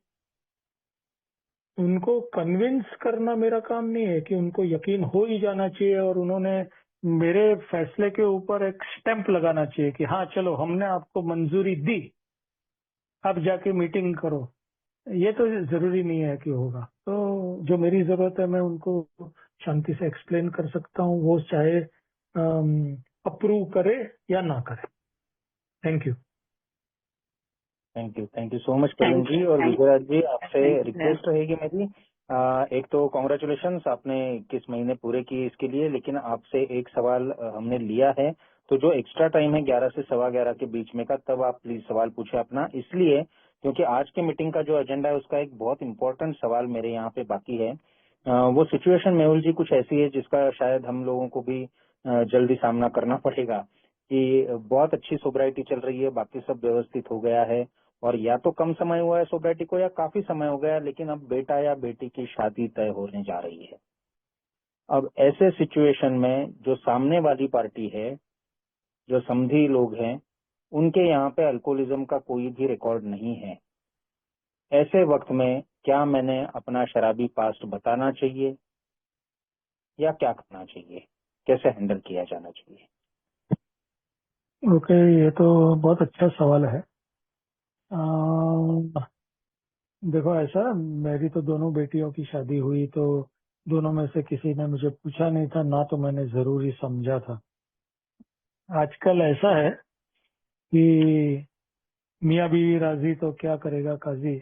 लड़का लड़की एक दूसरे को पसंद करते हैं तो ज्यादा डीप में कोई जाता नहीं है, ऐसा मेरा अनुभव है। तो मुझे नहीं लगता है कि मेरे बेटे की जहाँ पर मीन्स मेरा संबंध हो रहा है, उनको मेरे शराबियत के साथ कोई लेना देना हो। लेना देना तब हो सकता है जब मेरी एक्टिव अल्कोहलिज्म है। अभी भी मैं शराब पी रहा हूँ तो वैसे भी उनको कुछ बताने की जरूरत नहीं है, उनको तो पता चल ही जाने वाला है कहीं ना कहीं से। अब मैं रिकवरी में हूँ, इसके बारे में मुझे इतना क्यों फिक्र करना चाहिए। मेरी तो सोच ये है। ओके। उल्टा मैंने इस बात का गर्व लेना चाहिए। गर्व क्यों मैं बोल रहा हूँ, हेल्दी सेल्फ एस्टीम रखना चाहिए। ये बहुत अच्छी बात है, भगवान की कृपा से मैं रिकवरी में हूँ और उनकी बेटी मेरे घर में आएगी तो उसके लिए कितना अच्छा माहौल होगा। तो ये एक पॉजिटिव सोच है, और ये पॉजिटिव को वास्तविकता के साथ कनेक्शन है। कोई मनगढ़ंत बात नहीं है। तो मैं तो समझता हूँ कि मैं AA का मेंबर हूँ, रिकवरी में हूँ, ये तो बहुत ही बड़ी पॉजिटिव बात है। तो मुझे फिक्र नहीं करनी चाहिए ये सब डिस्क्लोज करने के वगैरह। सामने से किसी ने पूछा तो मैं बता सकता हूँ। नो डाउट मेरी दोनों बेटियों की शादी हुई उसके बाद में मीन्स सामने वाले सबको पता है कि मैं एक ही मीटिंग करता हूँ वगैरह। ज्यादा उन लोग डिटेल में जाते भी नहीं है क्या हुआ था क्या नहीं हुआ था। हाँ ठीक है, अच्छा काम कर रहे हैं ऐसा बोलते हैं वो लोग। आप अच्छा काम कर रहे हैं, दूसरों की शराब छुड़ाते हैं। अभी मैं क्या बताऊं उनको कि नहीं ये तो मैं सोबर रहने के लिए वहां पर जा रहा हूँ। मैं भी इतना डिटेल में जाना जरूर नहीं समझता हूँ। एट द सेम टाइम मैं कुछ छिपाता भी नहीं हूँ। तो ये भी मैंने कोशिश किया है to the best of my ability answer करने का। Thank you. Thank you. मतलब आप कह रहे हैं कि एक मेजर्ड अप्रोच लूं मैं, और मुझे ज्यादा चिंता करने की या आवेश में आके या ओवर ये करके रिएक्ट होके कुछ करने की जरूरत है नहीं, ये आपका अनुभव बताता है। बिल्कुल बिल्कुल। Thank you so much. और मैं, चूंकि अभी हमारे पास समय है, तो मैं विजय राज जी, आपका हैंड रेज था, आपको मैं रिक्वेस्ट करता हूं कि प्लीज आप अपना सवाल पूछ सकते हैं। जी बहुत बहुत धन्यवाद चेयरमैन साहब, और मैं क्षमा चाहता हूँ कि मैं दोबारा सवाल पूछ रहा हूँ, लेकिन ये आज का सेशन मेरे से रिलेटेड है। अभी ये सब बोल रहे थे कि अपने सही निर्णय लेना है, तो मैं ये कहना चाहता हूँ कि मैंने अपनी मम्मी का तनख्वाह मैंने नशे में बहुत उड़ाया था। उसके बाद में मेरी स्थिति सही हुई तो मैंने उनके लिए कुछ गोल्ड बनवाया था। अभी मेरी बड़ी बेटी की शादी थी तो वो उस गोल्ड को बेचना चाह रहे थे, तो मेरी मम्मी मेरे पास लेके आई कि इस गोल्ड को तू रख ले और तेरे बच्चे बेच रहे हैं इसको। तो मैंने कहा मम्मी इसको बेचो मत, इसको आप ले जाओ वापस, मैं नहीं ले रहा हूँ। और जो सुनार दे रहा है उससे मैं अब जिसके इस समय जो पूरे पैसे देता नहीं है, काट लेता है सुनार, तो मैंने उससे मैं 5-10 हजार रुपए और ऊपर दे रहा हूँ, और इनको बेचो मत आप। तो वो चली गई लेके, उन्होंने बेचे नहीं। लेकिन उसका कारण ये हुआ कि वो मेरी बड़ी बेटी की शादी थी, उसने मेरे को शादी में ही नहीं बुलाया, और इसका परिणाम मैं भुगत रहा हूँ। आज भले ही सोना 1.25 लाख 1.5 लाख के करीब पहुंच रहा है, और इस डिसीजन सही था मेरा, लेकिन ये है कि इस सही निर्णय के चक्कर में मेरा मतलब बड़ी बेटी से और बिगड़ गया, और उसने मेरे को शादी में भी नहीं बुलाया। तो या तो इनके कहने में चलूं तो मैं बर्बाद हो जाऊंगा। आप कहते हैं इस मकान को बेच और लोन ले ले, वो पहले ही मेरा रॉक बॉटम करके जा चुके हैं, तो मैं इन लोगों में भरोसा नहीं करता हूँ। और 12 कदम मेरे को स्पॉन्सर भले ही नहीं मिले हैं, लेकिन मैं 12 कदमों को अमल करता हूँ, और मैं बहुत बदल चुका हूँ पहले से। तो यही पूछना चाह रहा था। मैं अब बहुत परेशान हूँ, सही निर्णय लेता हूँ तो फंसा, गलत लेता हूँ तो फंसा। भाई मेरे को जो समझ में आता है मैं बता रहा हूँ। प्रोग्राम ये बोलता है कि मैं दूसरों को क्या मदद कर सकता हूँ। देखो सब 12 स्टेप्स का निचोड़ हम अलग अलग तरीके से ले सकते हैं। तो मैंने अपने आप को भी ये सवाल पूछना चाहिए ना कि मेरी बड़ी बेटी की शादी थी, उसमें मैंने उसकी क्या मदद की। विजय राज जी। जी मदद के लिए तो मैंने उनकी पहले LIC कर रखी थी, जो पूरे हुए तो उनके अकाउंट में पैसे गए थे, और मैं उनको देने के लिए भी तैयार था, और मेरे से 2-4 लाख और लेते तो मैं दे देता उनको। दे देता मगर दिया नहीं ना सर जी। वो खुद मांगना नहीं चाहते, और ये सब कुछ है जो इनकी LIC का भी तो इतना पैसा मिल चुका है, खुद जॉब करते हैं वो। और वो मेरी मम्मी है, उनको भी पेंशन मिलती है, तो पैसे की ऐसी नहीं है। अभी मेरी छोटी बेटी की शादी और है, अभी हो जाएगी 6 महीने में, वो भी इसलिए बात करती है, तो उनको अभी जरूरत पड़ेगी और देने के लिए। और आजकल शादी करो तो 10 लाख मिनिमम बात है, 7 लाख से 10 लाख। वो तो आपकी बात सही है। तो देखो मैंने जो भी डिसीजन लिया और एक्शन लिया, तो फिर उसके ऊपर अड़े रहने का यानी अलग तरीके से बताता हूँ। मैं जो भी चॉइस करता हूँ मेरी लाइफ में, मैं जो भी निर्णय लेता हूँ उसके परिणाम आते हैं, अच्छे बुरे कुछ भी आ सकते हैं, गुड बैड इंडिफरेंट जैसा बोलते हैं। तो उन परिणाम जो कॉन्सिक्वेंसेस है उनको भी मुझे गले लगाना चाहिए, उनको भी एम्ब्रेस करना चाहिए, उनको ओन अप करना चाहिए, यानी उनकी मालिकी स्वीकार करनी चाहिए। इसका मतलब क्या हुआ कि चलो मैंने वो टाइम पे निर्णय लिया कि मैं माँ के पास वो सोना रहे और मीन्स बिके नहीं, तो फिर जो उसके परिणाम है उसको मुझे स्वीकार करना चाहिए।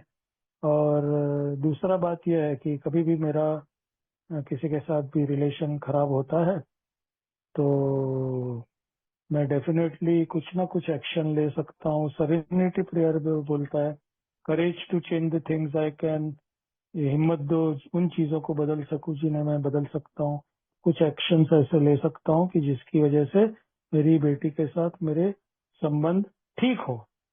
मगर फिर भी एक सवाल रहता है, और आपको इसका शॉर्ट में जवाब देना, क्योंकि अभी काजल जी का भी सवाल है। आपकी बेटी ने आपको उसकी शादी में नहीं बुलाया, आपको उस चीज का उसके ऊपर खुन्नस है क्या? जी नहीं, बिल्कुल नहीं। शादी हो गई, ये तो बहुत बहुत अच्छी बात, जरूरी है जी। बहुत अच्छी बात है। चलो, तो मैं आपको आपकी तारीफ करता हूँ, आपको क्रेडिट देता हूँ कि ये बात की खुन्नस नहीं है, तो आप सही रास्ते पे चल रहे हैं। ठीक है, थैंक यू। काजल जी, आप पूछ सकते हैं। हेलो एवरीवन, मेरा नाम काजल है और मैं एक एलानॉन हूँ by the grace of God. मेरा ये सवाल था सर कि मेरी छोटी बेटी है 5 साल की।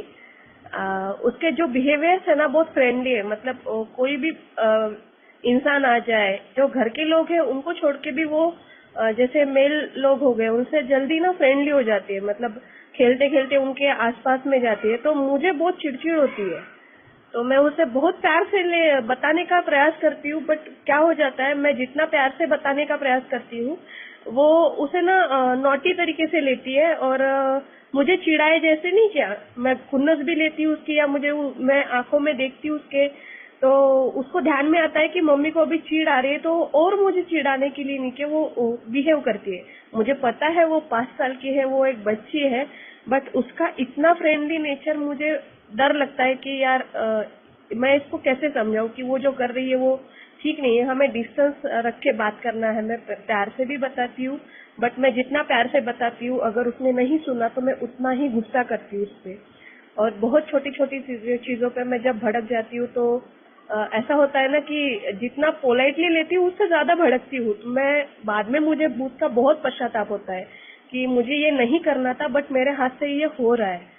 तो प्लीज मुझे सजेस्ट कीजिए मैं उसे कैसे संभालूं। अरे, इसके पहले हाँ, yes yes yes yes yes 10:58 तक अगर आप रिप्लाई दे पाते हैं तो बहुत अच्छा है, वरना हम वहाँ पे थोड़ा पॉज लेंगे, हम मीटिंग का समापन कर लेंगे और फिर आपका जवाब आप बाद में कंटिन्यू करें please. That's the request, please continue. नहीं, दैट इज फाइन। मैंने एक्चुअली आपने चैट में क्या लिखा था वो मैंने बाद में देखा, तो सॉरी, मुझे ध्यान में नहीं रहा। तो अभी आप डिसाइड करिए, आपको कुछ रैपिंग अप करना है तो वो नहीं, करके। आप 3 मिनट हैं सर, आप अगर आंसर तब तक हो जाता है तो ठीक है, वरना पॉज लेंगे हम और आप उसके चलेगा, बाद कंटिन्यू करेंगे। चलेगा। तो ये काजल जी ने जो पूछा वो बहुत ही इम्पोर्टेंट सवाल है एक्चुअली। 2 मिनट में तो देखता हूँ, फिर आगे बढ़ेंगे। एक बात रहती है, मीन्स जो हर एक माँ बाप ने इसका ध्यान रखना चाहिए। हम लोग बोलते हैं उसको गुड टच बैड टच की बात करते हैं। अनजान लोगों के साथ बात करना, और अनजान लोगों ने कुछ अगर उनका गलत मिसयूज किया, और वो होता भी है, तो इसके बारे में क्या करना। और बहुत ही डिफिकल्ट ये सिचुएशन रहता है। जैसे मेरी बेटी ने तो उसके बेटे को ये सब गुड टच बैड टच वगैरह बता दिया है। थोड़ा सा टेक्टफुली तो इसमें चलना ही पड़ता है। मेरी दोनों बेटियों के साथ जब वो छोटी थी तो मैं बहुत ही प्यार से उनको समझाने का कोशिश करता था, जैसे कि आप काजल जी करती है। बट एक इफेक्टिव तरीका जो मुझे लगा था, अभी 1 मिनट ही है मेरे पास, बाद में नहीं तो पार्किंग लॉट में लेंगे। इफेक्टिव तरीका ये था कि मैंने कुछ बोला और वो सुन नहीं रही है अगर, तो फिर मैं अपनी नाराजगी अलग तरीके से दिखाता था कि भाई तू मेरी बात सुनती नहीं है, तो फिर मैं तेरे से बात नहीं करना चाहता हूँ। अभी बात छोटी लगती है, मगर बच्चों को मीन्स ये बहुत बड़ा धक्का लगता है कि अरे ऐसा मैंने क्या कर दिया कि मेरी माँ मेरे साथ बात नहीं करना चाहती है, या तो पिताजी बात नहीं करना चाहते हैं। तो इसका तो उनके ऊपर असर होता था, मगर थोड़ा डिटेल में और 2-4 मिनट हम लोग पार्किंग लॉट में बात कर सकते हैं। Thank you. Thank you Mehul ji, and thank you so much Kajal ji, आपने बहुत ही इम्पोर्टेंट सवाल पूछा है। हम ये सिलसिला जारी रखते हैं, लेकिन फिलहाल मैं हैंड ओवर करना चाहूंगा मीटिंग को मृणाल जी को। मृणाल प्लीज आप कैरी करें।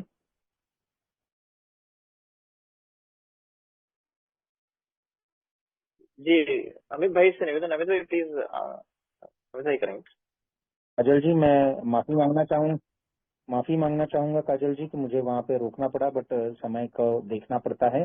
सो आई रिक्वेस्ट मेहुल जी, आप प्लीज कंटिन्यू करें। Okay, thank you. तो जैसे ये मैंने बताया कि जब मैं ये कहता हूँ कि भाई तुम मेरी बात मानती नहीं हो, मुझे अच्छा नहीं लग रहा है, तो मैं मेरे से बात मत करना आइंदा से। तो यानी ऐसा कुछ कम्युनिकेट करने से भी इफेक्टिव होता है, ऐसा मुझे लगता है। और वहां पर क्या है कि मुझे गुस्सा होने की जरूरत नहीं पड़ती है। दूसरा एक चीज जो मुझे ध्यान में आया कि इवन 5 साल की बेटी है, वहां पर भी मेरी चिंता क्या है, मेरा डर क्या है, अगर मैं उसको कम्युनिकेट करता हूँ, उसको बताता हूँ। डर क्या है एक्चुअली? देखो, दो बड़े डर हो सकते हैं। एक तो उसका कोई अनजान व्यक्ति है, वो उसका सेक्सुअल फायदा उठा सकता है, या तो उसको किडनैप कर सकता है। ये दो तो बड़े ये है ना। तो ये अगर मैं अप्रोप्रिएट यानी कि उचित भाषा में मैं अगर उसको कन्वे करता हूँ, उसको ये बताता हूँ कि उसकी वजह से, कोई अनजान व्यक्ति की वजह से तुमको खतरा हो सकता है, तुमको उठा के ले जा सकता है, उसकी भाषा में, उसके लेवल की भाषा में, तो मेरे ख्याल से वो मीन्स उसके उस बच्ची तक वो बात पहुंच जाती है। ऐसा मेरा अनुभव है। और ऐसे जनरली साइकियाट्रिस्ट भी कहते हैं कि हमको अंडर एस्टिमेट नहीं करना चाहिए उनकी क्या समझ है और क्या ताकत है समझने की। सादी भाषा में मैं अगर कन्वे करूँ तो मुझे लगता है कि उसका सुनने का चांस ज्यादा रहता है। तो thank you. Thank you so much Mehul ji. और अक्षरा जी, आपका सवाल लेने से पहले मैं थोड़ा सा निवेदन करना चाहता हूँ। अजीत जी, आप अगर ग्रुप में, हमारे व्हाट्सएप ग्रुप में ऐड नहीं हुए हैं स्टेपिंग स्टोन्स की, तो प्लीज आप अपना नंबर यहाँ पे छोड़ दें और हम हमसे कांटेक्ट करेंगे। आपने लिखा है कि आप बात करना चाहते हैं, तो कल कोई ना कोई आपसे कांटेक्ट कर लेगा और बात को हम वहां से आगे बढ़ाएंगे। एक नंबर है, सैमसंग नाम से है सिर्फ, तो अगर आप ए मेंबर हैं तो प्लीज आपका नंबर यहाँ पे ग्रुप चैट में छोड़ दीजिए। अगर एलेनॉन मेंबर हैं तो प्राइवेट में मुझे मैसेज कर दें। हाँ, तो अजीत भाई, अगर इसी टॉपिक से रिलेटेड सवाल है आपका, तो अक्षरा जी के बाद आपका सवाल लेने की कोशिश करेंगे। या प्लीज एलेनॉन आपने लिखा है, आप बने रहें। मुझे आप अपना प्राइवेट में आप अपना नंबर डाल दीजिए, मैं आप तक रिकॉर्डिंग भेजने की व्यवस्था करूंगा। अक्षरा जी, आप अपना सवाल पूछें प्लीज। जी, मेरी आवाज आ रही है? आ रही है। प्लीज कोशिश करें कि शॉर्ट में पूछेंगे, बिकॉज समय कम है हमारे पास और एक सवाल है। Okay, thank you. मैं अक्षरा, ग्रेटफुल एलेनॉन मेंबर। मेरा क्वेश्चन है, क्योंकि अभी बाय ग्रेस ऑफ गॉड अभी सोबराइटी चल रही है, 4 इयर्स कंप्लीट हो गए मेरे हस्बैंड के। तो मुझे ये पूछने का है कि मेरी अभी डॉटर है 1 ईयर की। अ, अ, कुछ है कैरेक्टर डिफेक्ट जो एलपी के हैं, जैसे मतलब कुछ है जो कैरेक्टर डिफेक्ट, वो मैंने एक्सेप्ट कर लिया है कि हाँ कैरेक्टर डिफेक्ट है उनके। लेकिन वो कैरेक्टर डिफेक्ट के साथ हम लोग के बहुत ज्यादा कभी कभी आर्ग्यूमेंट हो जाते हैं। आर्ग्यूमेंट के साथ साथ कभी कभी बहुत ज्यादा वायलेंट हो जाता है। हम दोनों ही, मैं भी एक्सेप्ट कर रही हूँ कि मेरे तरफ से भी रिप्लाई आता है तो वो हो जाता है। तो मेरे एलसी ने, क्योंकि अपने जब वो छोटे थे उन्होंने कुछ देखा था अपने मम्मी पापा के बीच में, जिससे उनके दिमाग में वो बात बैठ गई है। तो मेरा ये क्वेश्चन है कि मेरी डॉटर के सामने कभी ऐसा ना हो फ्यूचर में, मैं ऐसा क्या करूं जिससे मतलब वो ना देखे, जैसे मेरे एलकी ने देखा हुआ है बचपन में कभी, जिससे उनके दिमाग में ऐसा असर हुआ। तो मैं क्या कोशिश कर सकती हूँ अपने तरफ से जिससे मेरी बेटी कभी ऐसा ना देखे, और हम लोग कोशिश कर रहे हैं कि हम लोग लड़ाई झगड़े ना हो या आर्ग्यूमेंट्स ना हो या फिजिकल वायलेंस जो भी होता है वो ना हो। Thank you so much. बहुत अच्छा सवाल है। प्रोग्राम के नजरिए से ही मैं इसका जवाब दे सकता हूँ। अम, जब किसी बात के ऊपर चर्चा होती है यानी कि डिस्कशन, तब तक वो हेल्दी रहता है। जैसे ही बहस होनी शुरू हो गई, आर्ग्यूमेंट होनी शुरू हो गई, तो वो अनहेल्दी हो जाता है, यानी अस्वस्थ बोल सकते हैं उसको। फोर्थ स्टेप में रिसेंटमेंट प्रेयर में कितना क्लियर बताया है कि वी अवॉइड रिटेलिएशन और आर्ग्यूमेंट, यानी कि बहस को मुझे अवॉइड करना है। आगे जाकर ऐसा लिखा है कि we avoid retaliation like the plague, जैसे कि कोविड की बीमारी हो ना, उसको हम जो कैसे अवॉइड करते थे, वैसे हमको बहस को अवॉइड करना है, बहस में नहीं पड़ना है। तो झगड़ा वगैरह जो होता है वो तो बाद में होता है, वायलेंस वगैरह भी बाद में आता है। अगर मैं ये कोशिश करूं कि भाई मेरी जो बहस है वो कटे, बहस शुरू हुई तो जितना हो सके जल्दी मैं बहस को खत्म करूं। और मैं तो मेरी वाइफ के साथ ऐसा ये प्रैक्टिस करता था कि तो इतना बोल के मैं खत्म करूंगा कि शुरू शुरू में मीन्स हमारी बहस शुरू होती थी और मैंने सीख लिया था कि भाई बहस को तो मेरे को तो अवॉइड करना है। तो समझो हम लोग हॉल में बैठे हैं तो मैं हॉल में से उठकर चला जाता था, फिजिकली डिसएंगेज करता मेरे को अपने आप को। और ऐसा होता था कि वो मेरे बहस करने के लिए और झगड़ा करने के लिए वो मेरे पीछे पीछे बेडरूम में आते थे। तो फिर बेडरूम में से उठकर वापस मैं हॉल में चला जाता था, दूसरे रूम में चला जाता था। कुछ टाइम तक ऐसा चला, फिर उसको समझ में आ गया कि ये आदमी है ना बहस में बिल्कुल इंटरेस्टेड नहीं है। देखो ये प्रैक्टिकल तरीका है। तो मुझे तो इसका बहुत फायदा हुआ है कि आज की तारीख में मीन्स बहुत सालों से ऐसे बहस नहीं होती है ऐसा नहीं है, होती है मगर आगे बढ़ती नहीं है। और बहस अगर बढ़ गई तो आगे झगड़ा होने वाला है। तो मुझे लगता है कि जैसे मैंने शुरुआत में ही बोला था कि प्रोग्राम के पास बहुत ही पावरफुल टूल्स है और उसको मैंने अगर इस्तेमाल किया तो मुझे उसका जबरदस्त फायदा मिल सकता है। तो ऐसा अगर मैं बहस अवॉइड करूं तो झगड़े भी नहीं होंगे। Thank you. Thank you so much Akshara जी।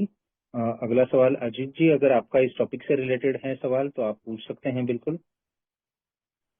अरे अनिरुद्ध, इसमें चैट में अमित एस ने एक सवाल पूछा है, question from Al-Anon member.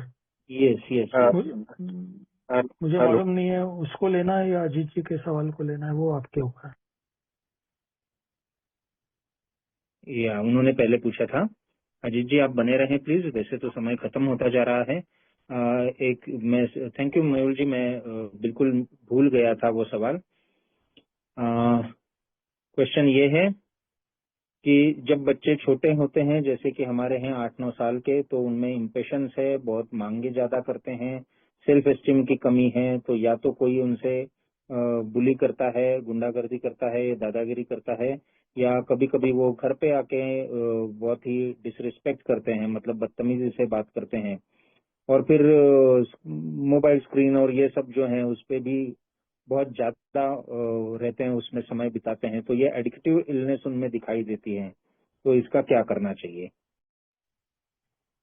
Okay, ये तो मेरी दोनों बेटियों के साथ और मेरा जो पोता है, तो सबके साथ जो मैंने प्रैक्टिस किया है वो मैं बात करूंगा शॉर्ट में।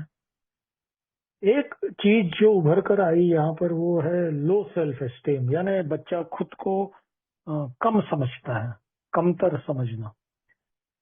तो इसका एक बहुत ही अच्छा टूल मुझे काम आया है और वो ये है कि बच्चे की छोटी छोटी चीजों में उसको एनकरेज करना, यानी कि प्रोत्साहन देना, उसकी तारीफ करना। कोई छोटी चीज भी अच्छी दिखे तो उसकी तारीफ करना, उसको उस प्रकार से प्यार देना। इसकी वजह से बच्चा जो है वो उसका जो आत्मसम्मान जिसको बोलते हैं, सेल्फ एस्टीम, वो आत्मसम्मान बने रहता है। और फिर जैसे मैं हमेशा रिपीट करता हूँ, मैं जो खुद प्रैक्टिस करता हूँ ना, बच्चा सीख लेता है, उसको सिखाने की भी जरूरत नहीं पड़ती है। मैं खुद अपना आत्मसम्मान रखता हूँ क्या सबके सामने? मैं खुद लो सेल्फ एस्टीम में जाता हूँ क्या? अगर मैं खुद लो सेल्फ एस्टीम में नहीं जाता हूँ, ना तो मैं प्राइड में जाता हूँ, ना लो सेल्फ एस्टीम में जाता हूँ, मगर मैं एक हेल्दी सेल्फ एस्टीम बना के रखता हूँ, बच्चा उसको पकड़ लेगा आराम से। और एक आध चीज मैं देखने का कोशिश करूंगा, इम्पेशंस, डिमांडिंग बिहेवियर। तो एक टूल जो है प्रोग्राम का, मैं सिर्फ बच्चों के साथ नहीं, सबके साथ प्रैक्टिस करता हूँ, और वो है एसर्टिवनेस। एसर्टिवनेस क्या होता है, शॉर्ट में बताने का कोशिश करता हूँ। ना आक्रामक होना किसी के साथ, ना किसी से डरना। ओके, तो मुझे गुस्सा होने की भी जरूरत नहीं है, ना किसी से डरने की जरूरत नहीं है। ये दो चीज में से अगर मेरा छुटकारा है, फ्रीडम है, आजादी है, तो मैं किसी के साथ भी एक सेल्फ रिस्पेक्ट रख के बात कर सकता हूँ। और ऐसा अगर मैं करता हूँ तो लोग भी मेरा रिस्पेक्ट करते हैं। तो अभी टाइम कम है, आई डोंट नो और कुछ। हाँ, डिपेंडेंस ऑन स्क्रीन वगैरह तो फिर वो मेरी बेटी जो करती है, मुझे लगता है कि वो सही करती है कि उसका बच्चे का टाइम नक्की कर लिया उसने कि आधा घंटा शाम के टाइम पे उसको टीवी देखना अलाउड है। तो माइल्डली नहीं बोलूंगा, मगर मीडियम इफेक्टिव है। तो फिर भी वो तो मोबाइल खींच लेता है, और फिर मेरा पोता है, वो तो ऐसे टेबल के नीचे, सोफा के नीचे मोबाइल लेके घुस जाता है, और वहां पर बैठे वो मोबाइल देखते रहता है। तो हमको ढूंढना पड़ता है कहाँ गया वो। एनीवे, ये मीन्स ऐसी कोई चीज नहीं है मेरे ध्यान में कि एकदम 100% इफेक्टिव हो, मगर ट्राई कर सकता हूँ मैं ऐसा, और दूसरों से सीख सकता हूँ। Thank you. Thank you Mehul भाई। और मैं आपसे और पार्टिसिपेंट से पूछना चाहता हूँ, अनुमति लेना चाहता हूँ। वैसे तो पार्किंग लॉट का भी समय खत्म हो गया है मेहुल जी, लेकिन 2 सवाल हैं और भी, तो वो शॉर्ट में हम क्या डील कर सकते हैं उनसे, थोड़ा टाइम एक्सटेंड करके? मुझे प्रॉब्लम नहीं है। Okay, so Harjeet ji, I am very sorry, 2 सवाल ऑलरेडी हैं, बहुत ज्यादा समय हो चुका है। आप प्लीज अपना नंबर अगर छोड़ देते हैं तो हम बाद में जानने की कोशिश करेंगे। अजीत भाई, आपका सवाल था, आप अगर टॉपिक रिलेटेड है तो सवाल पूछ सकते हैं प्लीज। नहीं, वो ये टॉपिक के रिलेटेड नहीं है। मुझे आज मेरा पहला अच्छा, दिन है यहाँ। तो फिर आप, पहला दिन है आपका? हाँ हाँ। बहुत बहुत स्वागत है आपका अजीत जी। अगर आप पहले बताते तो हम पहले बात कर लेते आपसे। एंड आपने नंबर आपका दिया हुआ है, मैंने आपका नंबर स्क्रीनशॉट लेके सेव करा है। मैं कल सुबह ही आपको कॉल करता हूँ और हम बिल्कुल आराम से बात करेंगे, चलेगा आपको? हाँ, बस मुझे ना एक ही गाइडेंस लेना था। एक जी। अगर कोई, मैं आज ही जरा अपना वो करवा के आया हूँ, साइकेट्रिक के साथ मेरा मीटिंग भी था।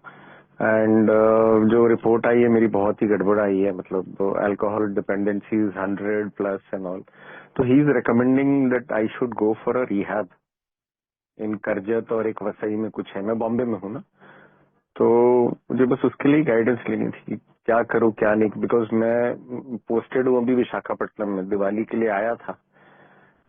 पटाखों से ज्यादा मैंने हंगामा किया घर पे, तो साइकेट्रिक के पास गया, दिखाया, तो वही थोड़ा कंफ्यूजन में हूँ। Should I go for a rehab और I should go back to my unit in Visakhapatnam? Because वहां जाऊंगा, अकेला रहता हूँ, फिर वहां गड़बड़ शुरू हो जाएगी, तो थोड़ा कंफ्यूजन में था।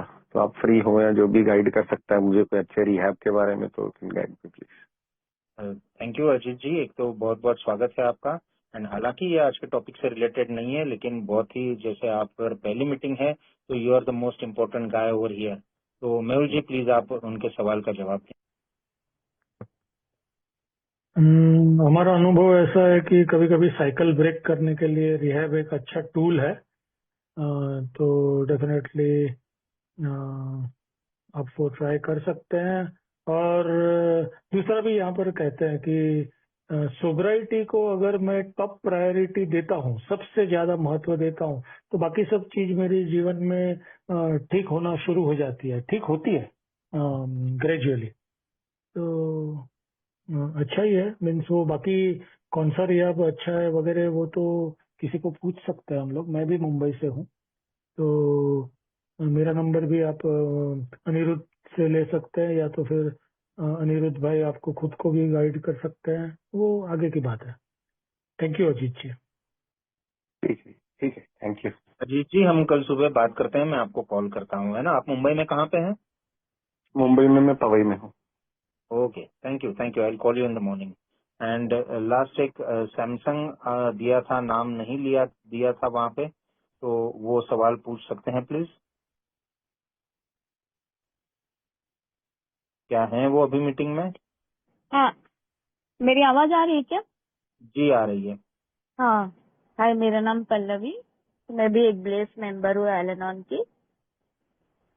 मेरा क्वेश्चन है कि लवन अब नहीं रहे मेरे, बट क्या सोब्राइटी कंटिन्यूएशन में रहते रहते अगर स्लीप होते हैं मान लो, तो क्या वो सोब्राइटी में वापस आने के लिए बहुत स्ट्रगल लगता है क्या? ये पहला क्वेश्चन है मेरा। और एक और क्वेश्चन है कि एज एन एलेनॉन मैं 99% पावरलेस हो गई थी। हमको प्रोग्राम ने सिखाया है कि loving detachment with the body mind and their personal problem, and take care of the alcoholic, and I take care of myself. Program detachment, I totally detachment. But suddenly मुझे एक ऐसा अनुभव लगा जैसे कि मेरे लवन के अंदर उनके अल्कोहलिक फादर मुझे दिखे।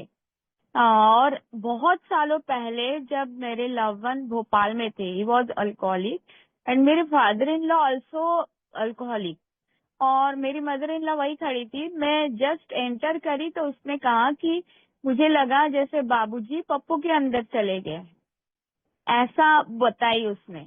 तो मैं बोली ऐसा कुछ नहीं होता है ऐसा। तो ही वॉज अल्कोहलिक ही वक्त, बट अचानक मैंने एक दिन अचानक से ऐसे देखा मेरे लव वन, कितने साल बाद, 15-20 साल बाद मेरे लव वन ने खुद का घर लिया। छत्तीसगढ़ में पोस्टिंग थी, वहां मेरे फादर इन लॉ मुझे अल्कोहल फॉर्म में राजेश के साथ, मैंने मेरे लव वन के साथ दिखे।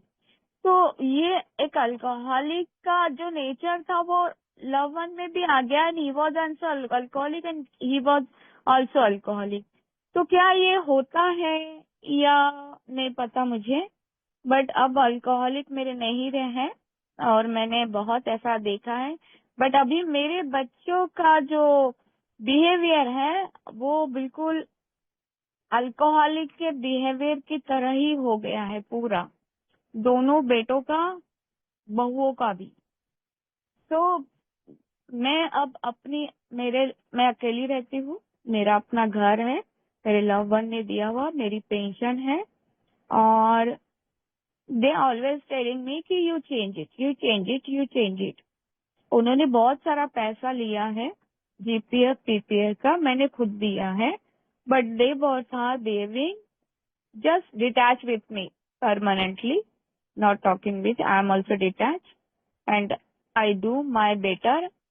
मैंने अपना खुद का पैसा जो है वो ले रहे थे, तो मैंने ब्लॉक करके अपना खुद का इंडिविजुअल रखा, दोनों घर अपने नाम से किए। सो दे आर एंग्री कि तुम अब हमारे इससे करो, हमारे इससे, तो हम बात करेंगे। मैंने कहा आई एम नॉट केयरिंग, हमारा प्रोग्राम है। सो मैं 6-7 स्टेप और 8-9 स्टेप को मैंने फॉलो किया, और हमने कोशिश की साथ में रहने की। रिक्वेस्ट है हाँ आपसे, प्लीज शॉर्ट रखें, काफी लेट हो गए हैं हम, तो हाँ आप शॉर्ट में सवाल तो पूछें अगर सवाल है तो। हाँ, तो यही मेरा क्वेश्चन है कि मैं सेल्फ इंटेन बन के और अपना करूंगी, और I don't give it to them, they will do it program through program. बस यही मेरा था क्वेश्चन। एक्चुअली मैं सवाल तो समझा नहीं हूँ, तो एक सवाल जरा क्लियर पूछेंगे तो मैं कुछ बता पाऊंगा। लगभग शेयरिंग हुई है ये, क्योंकि सवाल भी आपने मतलब प्रॉब्लम भी आपने बताई और सॉल्यूशन भी आपने बता दिया है। और पहले का जो था एक्सपीरियंस आपका, उसके बारे में भी मुझे लगता है वो प्रोग्राम के परिव्यू से बाहर है। एंड जो बात पूछी गई कि क्या बच्चों में भी आता है वगैरह, तो वो सवाल भी हमने ऑलरेडी इस सेशन में डील किया है। तो मैं आपसे रिक्वेस्ट करूंगा पल्लवी जी कि आप एलेनॉन में ही किसी से बात कर लें इस चीज पे, क्योंकि समय अभी बहुत कम बचा है। और हरजीत जी का हैंड कब से रेज है, तो वो एक लास्ट सवाल को हम डील करते हैं and then we wrap up the meeting. So I hope you understand Pallavi ji. Thank you. Harjeet ji आप प्लीज अपना ओके, सवाल थैंक कीजिए।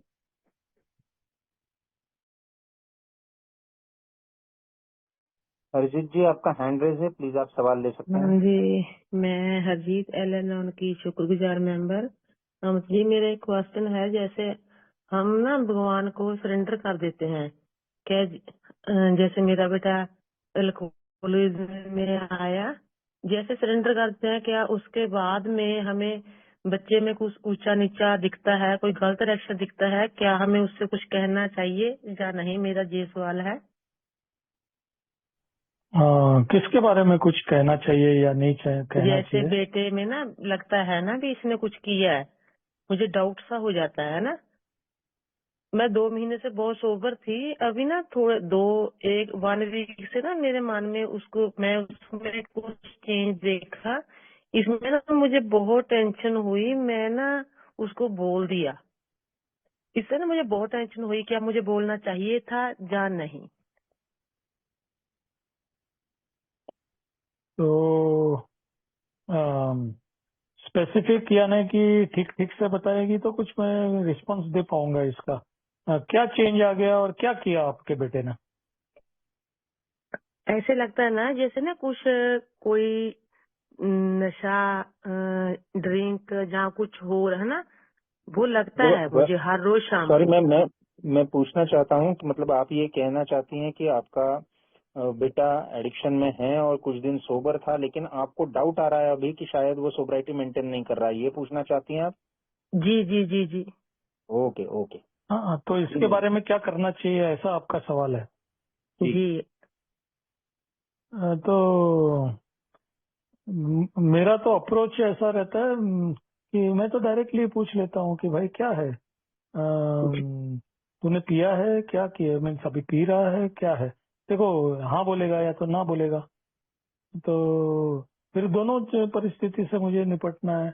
उसने पी लिया है तो फिर जो भी आपका एलेनॉन का प्रोग्राम बताता है कैसे मैं उसके साथ डील करूं। और अगर वो बोलता है नहीं पिया है तो फिर उसकी बात को मानकर आगे चलना है, क्योंकि इसके अलावा तो आप क्या कर सकते हैं। जी जी जी। एलेनॉन में बताते हैं ना, जैसे हम भगवान जी को आत्म सरेंडर कर देते हैं ना, उसके बाद हमें उसको नहीं देखना चाहिए, क्या करता हाँ है वो करेगा, जो उसने हाँ, करना है वो करेगा। आप जितनी मर्जी उसकी राखी कर लो, वो फिर भी पीछे नहीं हटने वाला। सही बात है।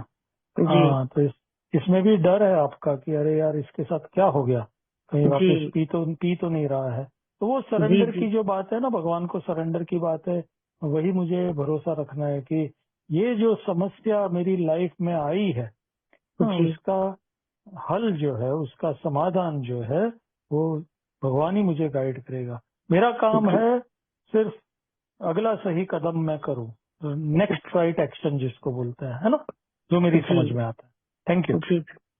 Thank you thank you Harshit ji, and thank you सभी का आपका, क्योंकि बहुत ही अच्छा रिस्पांस रहा आज की मीटिंग का और समय भी हमको एक्सटेंड करना पड़ा। एंड मेहुल जी, आज तो काफी सारी प्रैक्टिकल बातें आपने बताई, लेकिन जो मेरे लिए टेक अवे है आज का, जो मैं बार बार नोट कर रहा था, हम नोट कर रहे थे सब, कि आप हर कोई अगर समस्या बाहर होती है, चाहे वो किसी व्यक्ति के साथ में हो, चाहे परिस्थिति कोई मुसीबत वाली हो, लेकिन आप पहली बात मेरे को बोल रहे हो कि आप अपनी फीलिंग, मतलब मैं अपनी फीलिंग्स आइडेंटिफाई करूं कि मैं क्या महसूस कर रहा हूं, और अगर मैं जो महसूस करता हूं वो समझूंगा, तो फिर मुझे पता चलेगा कि मुझे उस पे उपाय क्या करना है। और उपाय लगभग वही आप बोल रहे हैं कि मुझे 3rd स्टेप को अप्लाई करना है। मुझे, मैंने जो निर्णय लिया है कि मेरा जीवन, मेरी इच्छाएं जो है मैं वे ईश्वर को सौंप दूं, तो वो मुझे भूलना नहीं है और वो मुझे एक्शन में लाने की कोशिश करना है। Thank you so much Mehul भाई, and once again it was a wonderful session. ये सारी बातें जो आपने बताई वो काफी, मैं मतलब आई होप कि वो मुझ पर असर करें और मैं और शिद्दत से इसको प्रोग्राम को अपनाने की कोशिश करूं। So thank you so much Mehul भाई, अमित भाई, मृणाल भाई, आनंद भाई, विपिन भाई एंड ऑल द पार्टिसिपेंट्स। सभी का बहुत बहुत शुक्रिया।